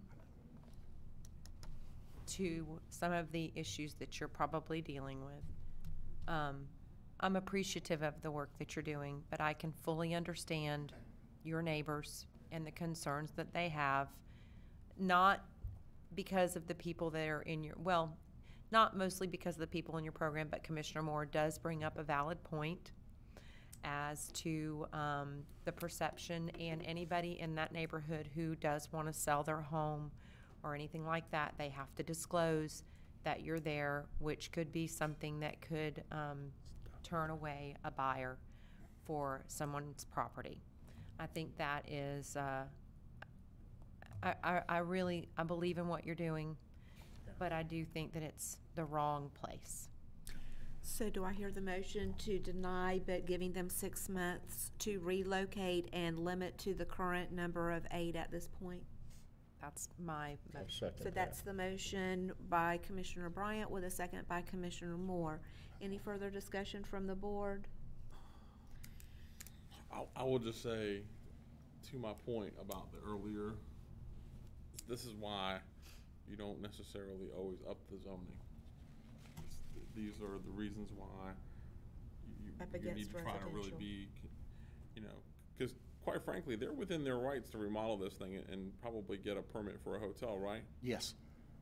It's on the list. I don't know how we're stopping them today, quite frankly. I mean, Mr. Minzer, how exactly are we doing this? Why do they need a special use permit? I think it's because. Excuse me, can I interrupt? No, you can't. Okay. Yeah, Okay. thank you, Mr. Lansbury, Okay. but this is a conversation. I'm sorry. Sam, you want to help me with this, but I think, well, what I'm thinking is. I'm trying to figure out why, other than having a residential capacity, why they have to apply for a residential. Because we're not fighting. No. Sir, you can't. You gotta be quiet. I know it's hard for a pastor, but you gotta be quiet. That's all right. If this qualifies as a rehabilitation facility, which I know the pastor says it's not, but if that's something that requires a special use permit, then that would be the answer to that question. That's correct. Is that why you asked them to have a special? Okay, so it's for the rehab. That's right. Okay. Sam. So the reality is that even if they did it across the street and if they happen to be the owner of the Journey Motel, if they were going to do this program there, they would still have to come and get a special use permit even in that hotel. That's correct. That's why Stage Stop came. That's why Stage Stop happened as well. Okay. So we got, Thank you, Madam Chair. you good? Well, that's why I wanted to understand because Yeah, I I'm want the glad. residents to also know that are in the subdivision behind that anybody that buys this property is, I mean, you know, they can do whatever's in pretty much B2 Right. within reason and within construction permits and, you know, those kind of things. So I know that some of them, whether they're even the assisted living facilities, right, Sam? Even if they're in subdivisions or outside of subdivisions, they still does have a special use permit because they're not allowed by right, right? That's correct. Yep. Okay. Can I clarify though? So the motion was to deny, but Yes. to allow them to stay for the 6 months? Until they, for 6 months with their current capacity of 8. Okay, so Sam, are they in a current code enforcement situation? Yes, sir. Okay, so. That's because of the campers though, right? No, it's also the rehab facility, so we'll just stay that for 6 months and So do you Open it need back me up at to that. amend my motion to Well, approve it for the next 6 months? What I'm trying to figure out, or what I'm trying to do for the benefit of the neighbors is that the neighbors probably want assurance that really they are gonna be gone in 6 months. So they don't wanna be in a situation where you've got a code enforcement and then the code enforcement thinks, well, we've got this extension, and then in 6 months, then the code enforcement starts a new enforcement process and they're really gonna be there 6 more months. Right. So how would? we can fix that. It's pretty easy. We'll put the deadline date ahead of time and have them to the board immediately. Okay, and so that way, if at 6 months there wasn't something, then they would start incurring these fines as of that point? They have the exact same situation for getting the special use permit. Yeah, We're not gonna wait till they apply for it and don't get it for 3 months before we set them up for the board. right. Okay. I just wanted to make sure, yeah. Okay. Okay. So you do understand. So, well, that's the motion with a second. Any further discussion from the board? Then I'll call the vote. All in favor? Aye. Any opposed? That motion does pass. You have 6 months to find a place to relocate. Thank you. And the only thing I wanted to say is what the legal wording, we could have fought this, honestly. We're not here to fight with nobody. That's what I want to say. We wanted to help this community. But I think if, Sam, you correct me if I'm wrong, the word consecutive night stay is what really got us into code violation. I mean, there's motel across the street. If we had a 29-day health insurance paid program, we could fight you. But because we have an indefinite length, because we're here to get the guy right, not about the money or the insurance, because we don't charge nothing either. You still fall under, even if you had a medical, just like the nursing home pieces Yeah. too. Just because you have a medical or less than a 20, you still have become part of a rehabilitation. Right. But I'm saying that with all the B2 things you could list, we could have come up with something. But Well, thank you. We wish Thank the you. best for you That's all we want and is time all to of your find a place for our residents guys. there. Thank you. Thank you. And now, thank you. You may leave. I appreciate you being with us today. And I'll bring it back to the board to adopt our ordinances. So moved. Second. We've got a motion by Commissioner Moore, second by Commissioner Bryant. That's 14D1 through 14D4. Or 14D1 through 14D3, and then I'll do zoning And separate. appropriate spots, you know? Okay.